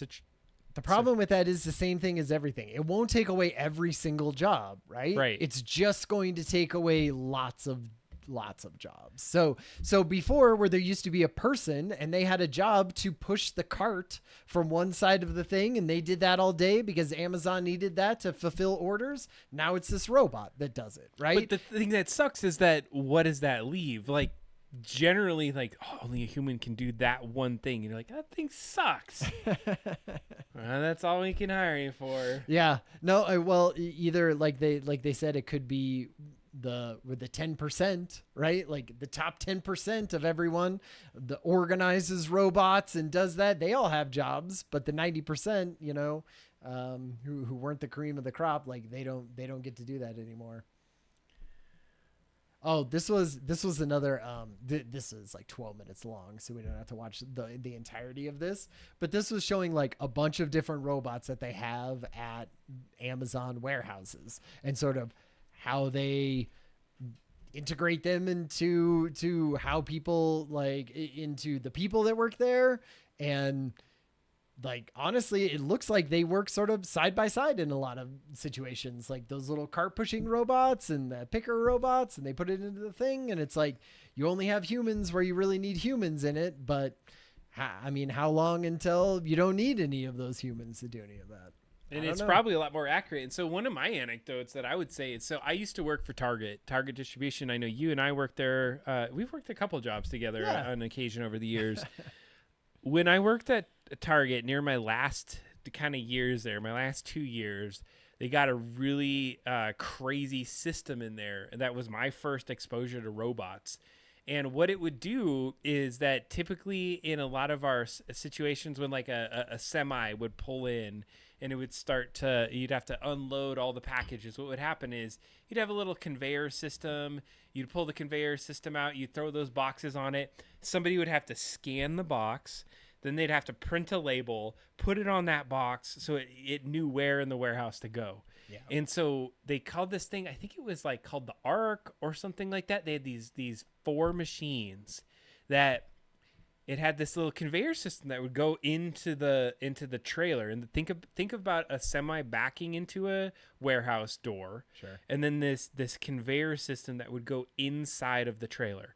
And what was an earlier form of was kind of robotics, and maybe just it seemed like it was automation, is you would just take the boxes, you would set it on this conveyor system, and as long as they were approximately 3 feet apart and you had a label going up, it would go through it, it would scan the label, a little arm would come down and print another label, put it over that label, and then the system would like send it off to somewhere in the factory.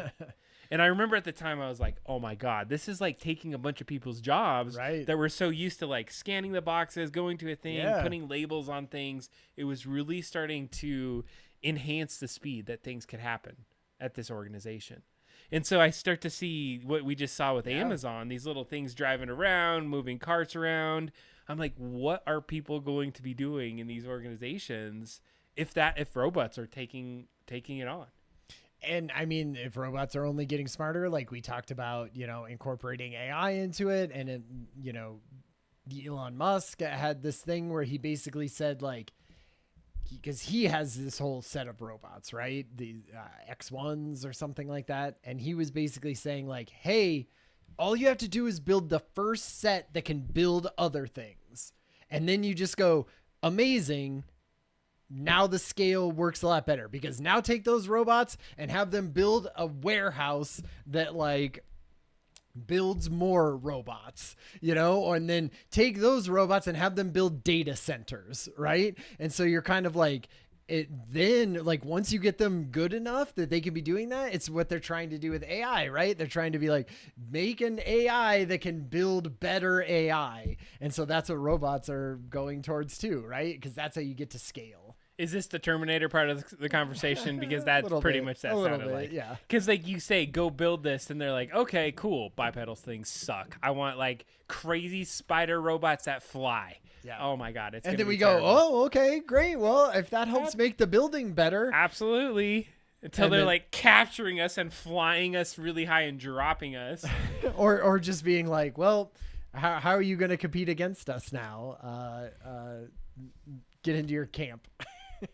UBI, Universal Basic Income, like it's the only thing I can think of how to weather this if we get to robots to that level. Yeah, I mean, because if the robot revolution is coming quickly, then the problem with that is you have the exact same thing. Like you're gonna lose all your white collar jobs to AI, and you're gonna lose all of your blue collar jobs to embodied AI, and that's where you go, what jobs are left? Well, so this starts to answer some of the or raise some of the questions I have, and this gets more into the ethics. And of course, we could probably have an entire show on ethics. Sure. But then who's accountable when things start to mess up? They send the wrong package to the wrong person, or they break something that's really critical, or that data center that they spent 10 years on really doesn't work in the capacity that you thought it would. And like as they start to do these things. That's my first question. The second question is really a bit more poignant. Do we start to build in more emotions or emotive kind of things into these robots so we can relate to them as humans? So as we start to think the ethics going forward is that we're at that cusp right now where we're like, oh my God, that's amazing. We could do that. Do you want the little robot that comes out and be like, Ryan, you're looking so nice today. Your hair is looking amazing. Like, I really think you're doing a great job, and patting you on the back, or Is that where we're headed? Because I think we're already there on the side of it with AI. Like AI is already doing that, right? So if you take that and you put that into a speaker, into a freaking robot, it's doing that thing. And I think that's where everybody wants to get to. It's almost they're not showing that in the behind the scenes stuff because they know that could be there. Like they just wanted to be able to show that it could do that, like physical things in the world. But absolutely, like it's going to get there of doing that. Like this NVIDIA video that we have on. We don't have to necessarily watch that. Maybe we could just put it in the show notes. But like, let's take a look at this. I think it's important. What I thought was interesting about this is it talks about the Turing test of physical AI. Let's take a peek. And that was it's at the very last one. Boom. What's next? And what this person where do we go after we solve physical AI? We can just I will say the next thing is the physical API. Throughout human history, right, 5,000 years, we have much better tools, right, much better society in general, but the way we make dinner and do a lot of hand labor are still more or less the same, right, from the Egyptian times. And maybe for 99% of the human history, we have this structure where you go from raw materials through human labor and you build civilization. And maybe in the last 1% or like 50 years, we have human labor shrinking, and we have these highly specialized, highly sophisticated robot systems that can do one thing at a time, and it's very expensive to program, but they still live our society. And that's what we have right now. And this is the future, is to push that blue bar all over the place, all over there, and have the physical API, right, just like LLM API, moving around chunks of digits, of bits. The physical API moves around chunks of atoms. You basically give your software a physical actuator to change, right, the physical world. And on top of this physical API, there's going to be a new economy, a new paradigm, where you have physical prompting, right? How do you instruct these robots? How do you teach them? Language sometimes not enough. You can have physical app store and skill economy. So let's say Michelin chef doesn't need to just go to the kitchen every day. He can teach a robot and then basically deliver Michelin dinner as a service. And I should quote Jensen here again. That future, everything that moves will be autonomous. And one day you'll come home, right, to a clean sofa and a candlelit dinner, and your partner's smiling at you instead of yelling at you for not doing the dirty laundry. That still motivates me every day. Right? And you bought 2 humanoid robots last month. It's running Groot N7, and those robots just fade into the background, right? Kind of like an ambient intelligence. It fades into the background. And you wouldn't even notice the moment that we pass the physical Turing test. And that day will simply be remembered as another Tuesday. Thanks. Because so part of that is because he talks about us passing the intelligence Turing test, right? Yeah. We talked about having the Turing test. Everybody was like, oh my God, the Turing test, there's contests and everything. And he was like, we blew past the Turing test and no one even noticed. Like no one even, it wasn't a big deal. We just went, yep, can't tell the difference between that, between then and there. And he said, I think because of all this things that we're creating, that we're going to pass the physical Turing test real soon. And it'll be like, hey, I won't be able to, because he shows a picture of that room being trashed. Sure. And he's like, say you trashed the room, you had an all night thing, and then you're just like, oh my God, I got to go to work. Robot, figure this out. I need a candlelit dinner afterwards. And you wouldn't be able to tell if you had done the work or a robot had done the work. And your room is all cleaned up and your amazing meal is set on the table for you when you get home. And I was like, man, that seems crazy, but also I thought a lot of stuff that was 10 years ago seemed crazy, and now it doesn't seem so crazy. I want a robot that cooks me dinner. I'm telling you. Right? Like how awesome would that be? So like imagine this. Like it's just downloading things about, like it's downloaded all of these Michelin star things, and now you come home and it's this amazing, like you would have to purchase the groceries and or you just order the groceries. The grocery robot brings you your grocery. He brings Walmart it drone inside. drops off your eggs. Exactly. Catches it from the backyard and then goes to make you this Michelin star meal. I mean, I feel like that would be amazing. I don't know if we're there in 3 to 5 years though, but I think where we start, and we've seen it because this is not fantasy. We're already seeing it in manufacturing. We're seeing it in Amazon and different areas. Is we start to see it to seep its way into healthcare. Yeah. I feel like there's a lot of opportunity for that. One of the things that I had looked up is like, would you trust a robot to help like at a nursing home or help with like aging parents that you might be like, man, I can't be there 24/7, but I can get this awesome like robot to help you with this. And like, you don't have to worry about anything. It will get you your meds. It will bring you your stuff, and it will keep an eye on you as you go forward. I mean, aging societies like Japan and South Korea and stuff, they desperately need those types of things. Like they have such an aging population. Like they don't have enough young people to take care of old people like that. I feel like they're going to really invest in that kind of technology. So if I were to give my final talking points on this and my wrap is that as we start to look forward, like what I would love to see is I would like to see more in that accessibility side, like prosthetics or the exoskeletons, things that start to help others, or even people that maybe are not even injured or have a disability, but to enhance us in certain ways. I think that's a first thing, like collaborative robots and accessible. I think that I'd like to see more focus at robots looking at climate change or looking at the things that we're seeing as a society where we can't seem to get much traction on. But if you built a robot that said, guess what? It's your dedicated duty to figure this out. Go figure it out. And then we put them on that. Maybe it's disaster response or they're doing some sort of like farming for us or things that are sustainable really farming or planting trees huge. or I Like, don't know. in places that are not like you don't typically farm, but enough that you start to do that infill. Education. I think there's some benefits into that. And, I think that a lot of people are going to be building their own homebrew robots. Like think about a kit that you could 3D print a robot or some of the pieces or like you 3D print the basic robot that builds the amazing robot that you need to get. And then of course, like the collaborations are going to continue. I think that just being able to augment and do certain things for you. I think even like AI has showed us that, hey, I have an appointment for a dinner next Friday, and it goes and makes the reservations and does all the work for you. You just have to have the thought and the time when you're going to do things. So in my case, I think what this conversation has motivated me to do is like, I need to probably get an Arduino or go build a robot, try this ROS, the robotic operating system, and see what that looks like, and then start figuring out some things. So,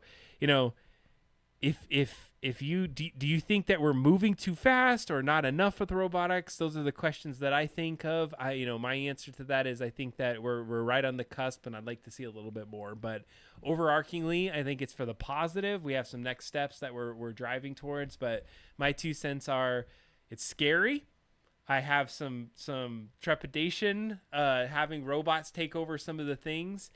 But I'm also not going to just step behind it and be fearful of it. I would like to try some things as we go forward. Yeah, and those are all. I love the action items, right? To try like to have something at the end to take away. I love that. I would say my final reaction is just sort of. It feels like in those last. If we're talking about 3 to 5 years, I feel like we're going to hit a bunch of plateaus in this kind of stuff. From doing all this research and seeing where we are with it, I feel like it feels like a lot of hype and it's hard to make things work in the real world. I think people have found that out. So I think robots are going to still be a little ways out. I think in 3 to 5 years, we might have a little bit more, but I think it's going to be hard just because of that. The only thing that gives me hope is those like huge language models improvements and just the way that we can be training in virtual reality. I think that helps a lot. But I think when those robots hit the real world, it's going to be tough. So I think blue collar, labor is going to be around for a lot longer than white collar labor is going to be around, if I had to guess, just because those physical stuff with batteries and all of that and power that it takes to do it. If you think ChatGPT, it takes a lot of energy to create one chat reply, hell of a lot more to vacuum your couch, you know? So lots of stuff we have to figure out before we can move into our glorious robot future. I love your last takes, Ryan, because you're absolutely right. It's that right now we're used to some hive mind version of AI that we can tap into. So it scares me to think a robot could be tapping into that instead of it being localized to its own like system. Right. Because then that one time where that AI shuts down and all robots go, "We're sorry, we can't help you," all at the same time Everything. in unison across the world, and not having an offline mode or just a completely offline mode. We're headed for. I think some there's a interesting fortunes. Futurama episode that We really appreciate you hanging out with us Yeah. tonight on the robotics section. This has been an amazing deep dive into some of the systems. I'd say that it's going to be interesting to see. We'll have to touch base in, a couple months to a year here and see where we're at. I would love to do updates to things, right? Like if next year we want to do one about how walkable are cities or where's a AI alignment, I would love to do follow-up episodes. Heck yeah. Robotics, it is headed our way. Thank you so much for listening today and for the Adam and Ryan show. Yeah, it was great. Do we want to take a break? TKO. We And- have requests for Oh, TKO. okay. Is Love anybody with us out there? Anybody Let's ready? play a little Jackbox. to play for some the- Jackbox? Wrap up the night. I'm gonna use the restroom while you Here's you what we're get gonna going. do is we're gonna get ourselves up on some Jackbox. If you're still out there with us tonight, get your phones out. Jackbox.tv. Ryan's gonna go and relieve himself, and so what I'm gonna do is we're gonna transition over into our other room. The last time we had a conversation, there was some requests for some TKO. I think that's what we're gonna close out tonight. We thank you for hanging out with us, and I'm gonna go ahead and make that transition to the other room.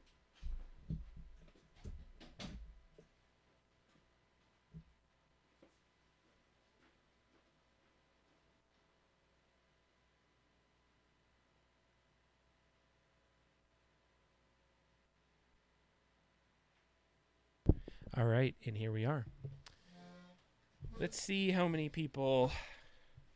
Oh man, it's fun to be in this backspace in the other studio. I turned this on earlier. Update everything. Get your phones out. Jackbox. Is it Jackbox.tv? Can't remember. Let's see here. Nope. That is not where we're going to go. Let's make sure we get the right layout. There it is, folks. Does anybody remember which... Uh-oh. Do we not have audio on this? Doesn't seem like we do. I think I know how to fix that.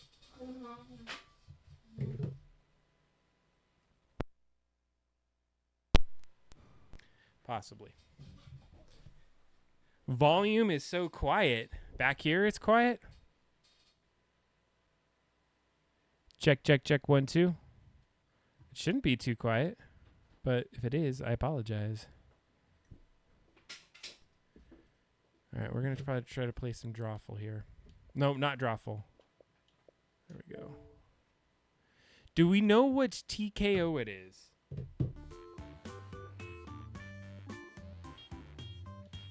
I can't remember which pack it was. Whatever the latest one was, right? For TKO?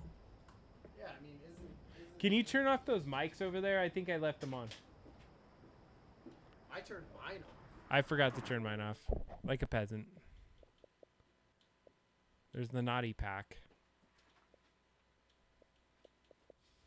All right, let's see what other ones I have. I think there was a couple. It was 10. We're going to do 10.0. Thanks for hanging out with us tonight. I think we had a really some good insights. Who won last time? I did, of course. Of course you did. Uh-oh. Disconnected. We might not be able to play tonight, right? TKO2. Just kidding. It's right here. Is the volume still low? Can you hear us out there? It would help us to know if you can hear us.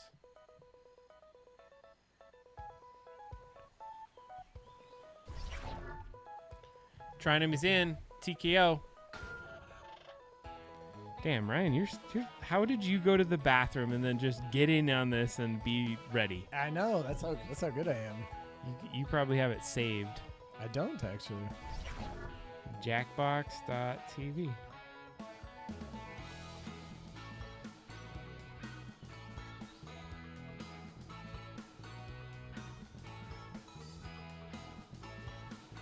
I don't know how our volume is low back here. Yeah. I used my actual name. That was dumb. TK Ho.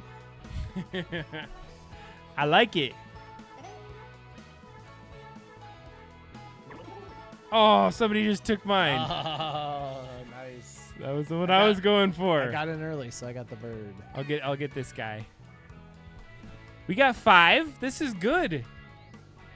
Give everyone just a second more. Second more. I did text Kathy. Okay. Give her 1 minute, just for in case she wants to jump in. All right, if you're in the chat, you got to let us know on this volume thing. We got some feedback that the volume is so quiet, so I want to make sure that it's actually not quiet. Y'all sound fine. All Heck right, yeah. That's good. We are good. We're good. All right. Give Kathy That's just it. another second. You want to jump in on this? 1 game of TKO. We're going to What? make some t-shirts. Mine says 1 of 8. Are you not in the right room? Okay. It just didn't catch up or something. All right, here we go, folks.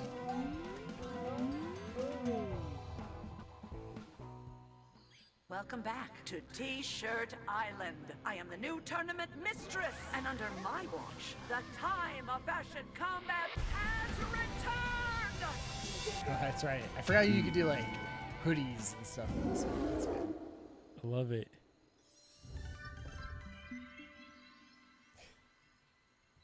Good graphics on this. I Would like you this. look at these unlikely heroes? You're going to make 3 drawings for me. So get busy using your device to create them. Begin! 3 Draw drawings. anything at all. Need some inspiration? Hit the suggestion button.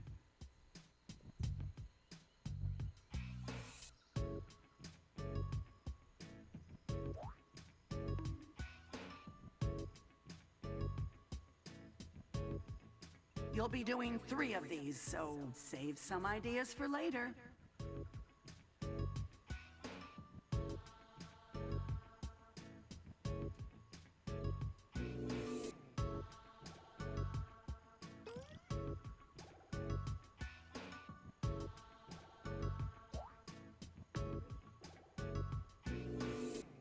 Your time is halfway up to finish your first drawing.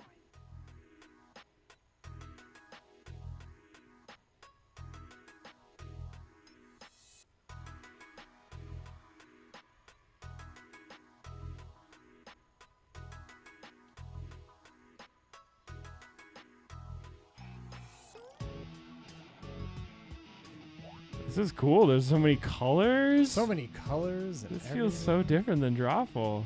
I'm telling you. There's literally an eraser. I don't know if you noticed that. 10 Oh my God, seconds there's- left. Oh, shoot. Is this first drawing? Yeah. Oh, crap. You have to do 3 of them. Do you have to do all 3 of them now? Drawing 2 of 3. If you haven't started your second drawing, Aha. don't Yeah, there worry. you go. Good. That's I good. was like I would not have wanted freaking that. out right then. I was like, I have to do 3 more in 2 seconds. All right, second drawing. That's great.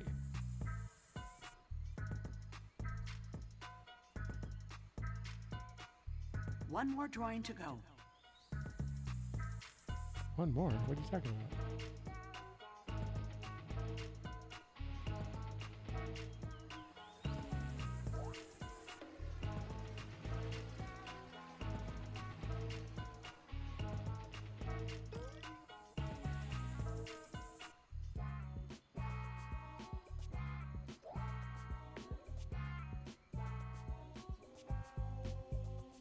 You're halfway through your time.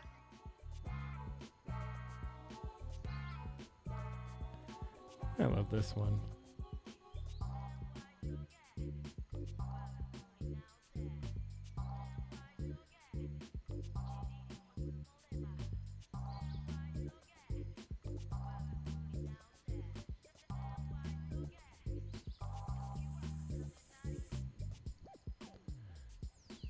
17 seconds. Is that for the third drawing or the? That's got to be right.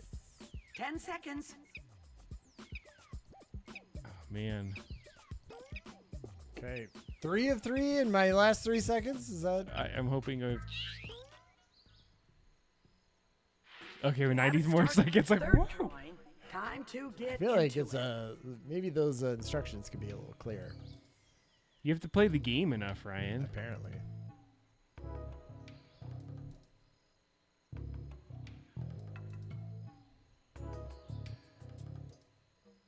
This is your last drawing. Don't hold back.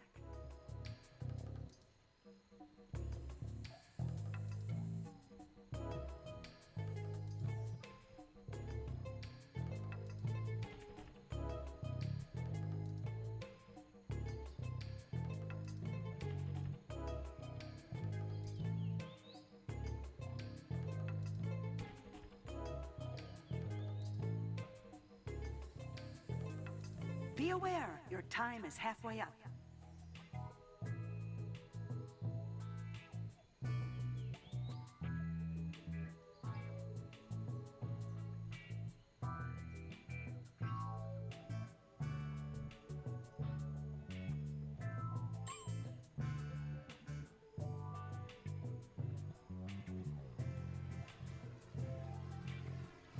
We have 19 seconds, folks. Get those third drawings in. Oh man. 10 more seconds. I'm trying to do something with these little like melons. Melons. I'm hitting melons. All right, folks. Everyone's got their drawings in. I'm excited to see what y'all got. It's time to write some phrases like and I, slogans. At least 4 from each of you. Start writing now. Give me any little phrase you want to put out there in the world. And hit the suggestion button if you're drawing a blank.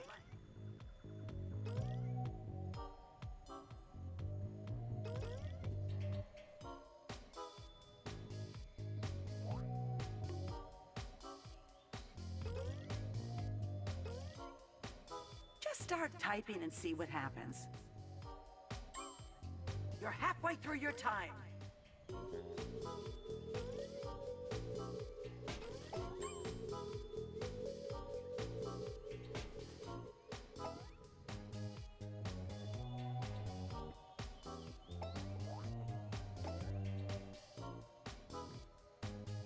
Ten seconds left.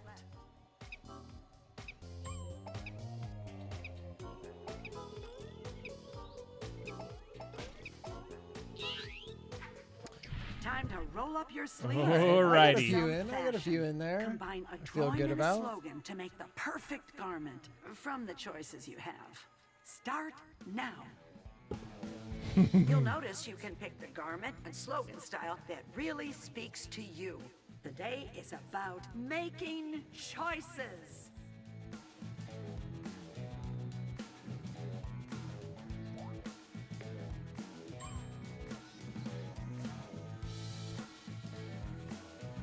Mm-hmm.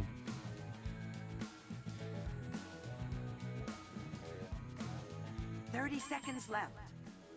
Okay, you make one shirt. Is that what it is? One. You get one shot at this. Did you blow One it, shot. Adam? Yeah, one shot, one opportunity. Did you know he made that song in one shot? Did he? Yeah. It was not even like a thing. He just like 10 seconds. He just rapped it out freestyled it? in between like making some parts at a movie. It's crazy. Becky. Get it in, Becky. Oh. Begin the tournament. Fight.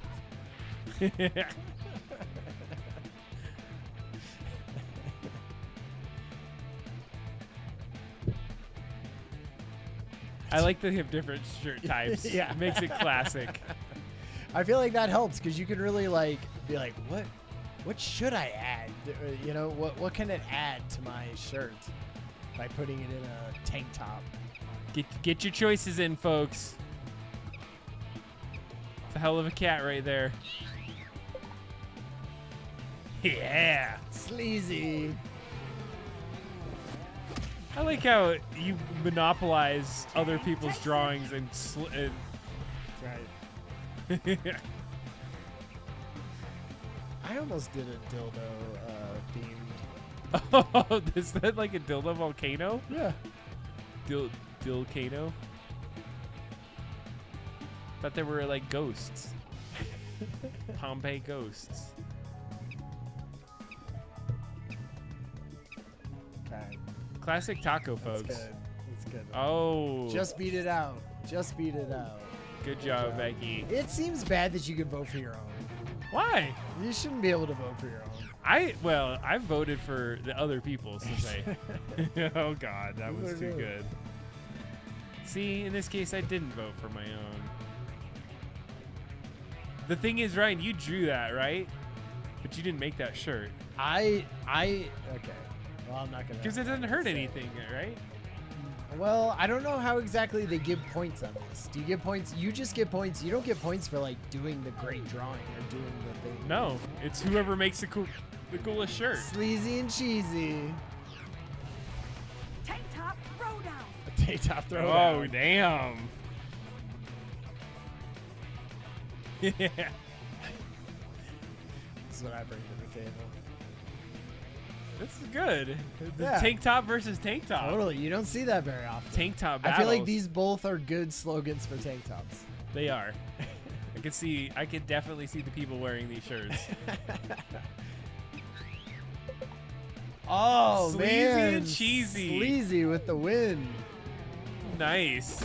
Boom. All right, you're in for the win with my drawing nonetheless. Your drawing.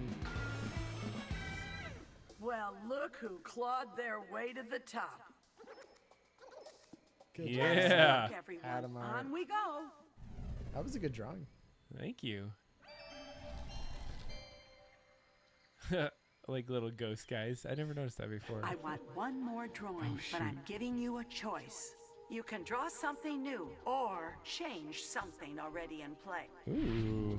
Make your choice now.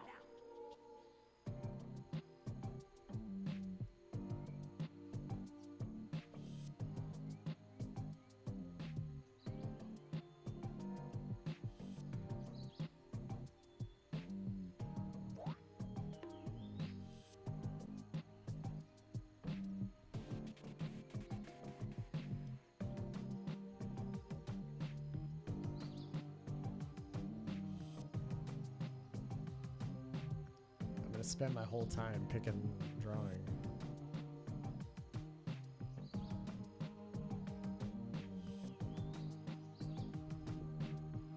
Looks like you've all chosen. Now get to work.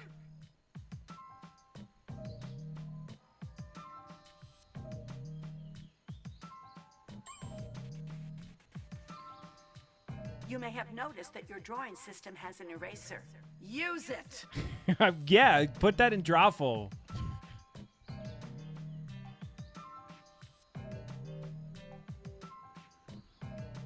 Yeah, I got a plane to fly. Ooh, you're gonna make me proud with these.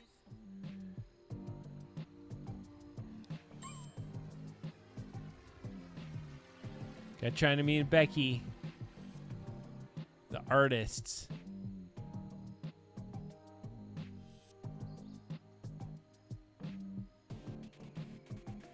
Get those paintings done. You have 50 seconds. 50?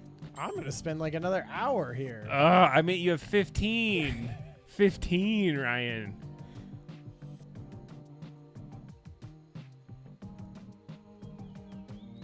It's hot in this house. I'm not going to lie. It's hot out, you know? You turned off all the fans to make this the most 30 seconds left. amazing experience for anybody listening. So I don't have fan noise in the background. Who wants that? Nobody.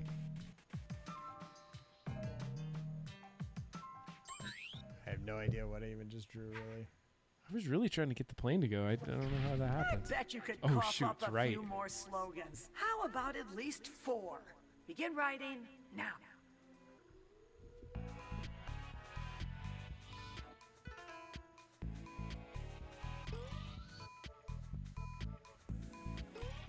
and a suggestion button still there, just in case.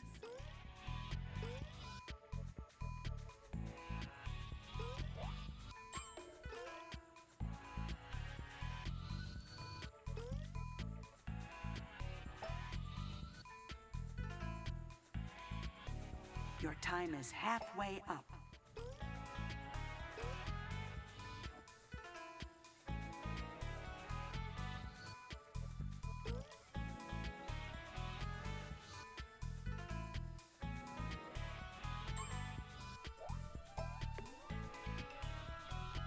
Ten seconds left.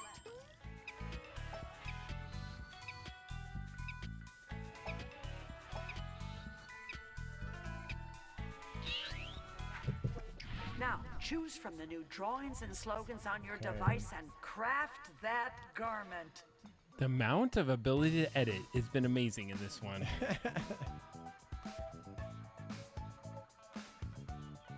Don't forget to choose the perfect garment and slogan style.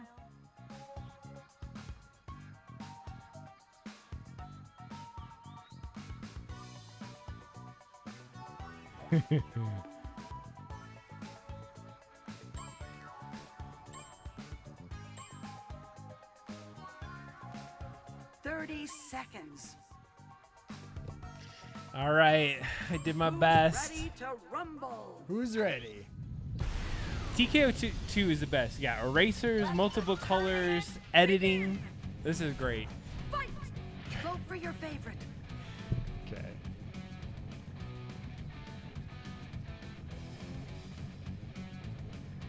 Oh god. It looks like that T-Rex is throwing a monkey. Oh shit. Good coloring for calling it a stupid monkey. That was lucky.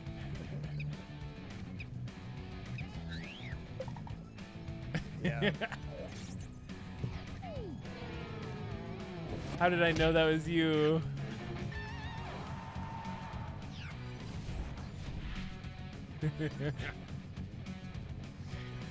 It changed it to boobs. Oh god, it's classic. This volcano has its own little sub story going on. Yeah, this is the B line in this. Sleazy and cheesy has really got to be sleazy and cheesy. Oh man, The boobs won. Boobs Boobcano. Classic T for the win. Oh god, that's actually good.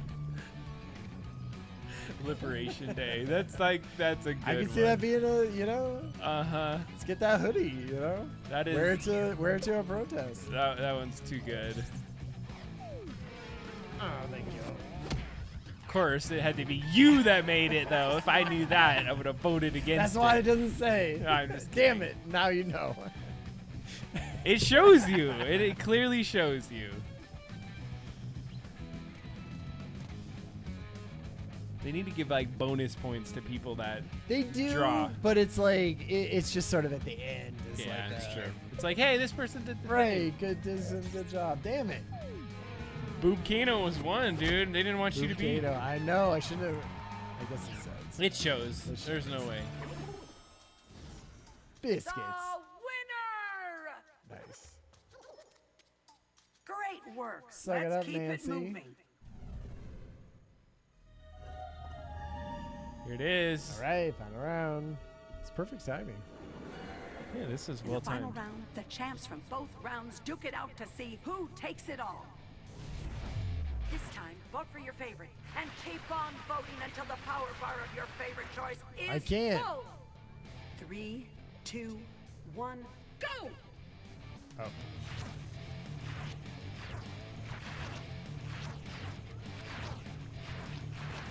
Laughing at him so he can see who I'm voting for. Cheater. Whatever. What is? I don't understand this part really. It's because it's like a tap out essentially. Which one's better?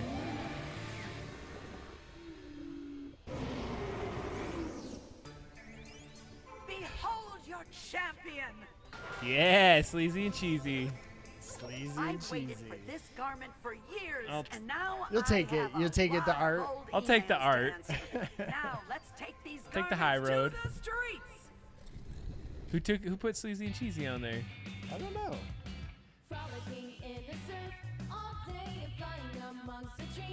Adam had to get best art, right? Yeah. Most drawings used. Ooh, really?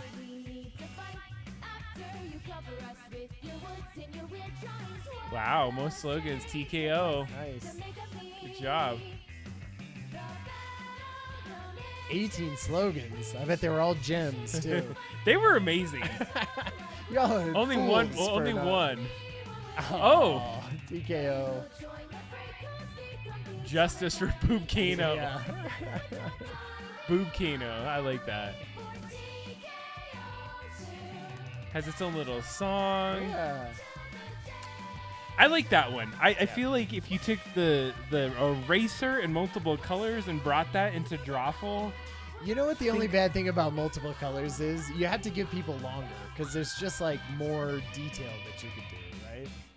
I suppose. Hey, that was a fun game. That was a request from last time, and it got us to the end of the day. Hey, Yeah, this was a perfect. great show tonight, Ryan. I Totally, really yeah. enjoyed hanging out with you and talking about robotics. Yeah, it was great. Lots of good, interactions with people in the chat. Love everyone out there. Thank you, Double Drop Down family, for being there and hanging out and playing TKO with us. Heck yeah. So I think the fun part about this is that right after this, Ryan, he goes home. I start to get onto the blog post and post this thing going on there.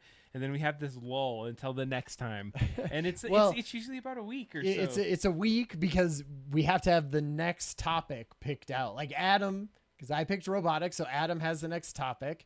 He'll spend the next week absorbing the zeitgeist of his life and come up with something by next Thursday that we go, okay, this is the show. This is the main topic for next week. And then we both have 1 week to research it and figure out, and Adam will write the outline and it'll be great. I love it. So if you have any ideas, any topics, Yeah. things you want to hear us talk about, Totally, please let us would love know. that. We got the Discord. Discord's been pretty good lately. We had a couple Totally. folks throwing some things in there. We got some interesting games. Yeah, games to What play. was the talking game about- in the chat? Date everything. Date everything.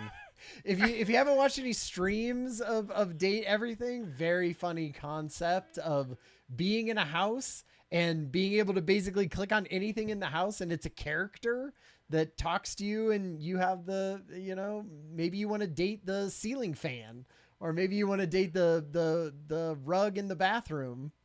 They all have their own little personalities. It's fun. Oh my god. Yeah. It sounds amazing. So, well, I think that's about it for us for the evening. We are going to go and put it up for the night. Check out the podcast. Please let others know if you think that somebody would like this content. Yeah. I'm going to be continuing Word of mouth my is vibe always code great. for Yeah. the next week here. And so maybe there's some applications that people could start using as well. So Totally. we're always doing something. Where's the video game? That's probably what the question everyone's asking. We got last time. Yeah. We got some good audio. Totally. I'm transitioning myself to work on Off some of the these. vibe coding and in back in. tough. So I would say let's do some personal accountability here. We work on one thing for the video game before next time. Something. Like we just make or create or do some progress in the game for next time. Next time we will keep us have accountable. that. Yeah, we you got know? this. We got it. We're gonna put that one to bed because there's so much vibe coding coming in the know, future exactly. here. And if you haven't seen like what I had vibe coded this last time, like I'm starting to see some other double drop down entries into the game that we might be able to start leveraging for this. So if you're in the Discord and you want to start seeing some of the stuff we've been working on and be involved in it, please hang out with us. Check out that Hangout, put questions in there, and until next time, we will see you on the Hangout with Adam and Ryan. Thanks for hanging out with us tonight, everyone. Have a We really great week. appreciate you. Have a great weekend. Bye. Terrible drawing. Oh God, Ryan. Hit the outro. Good thing that blurred out. Good night, y'all.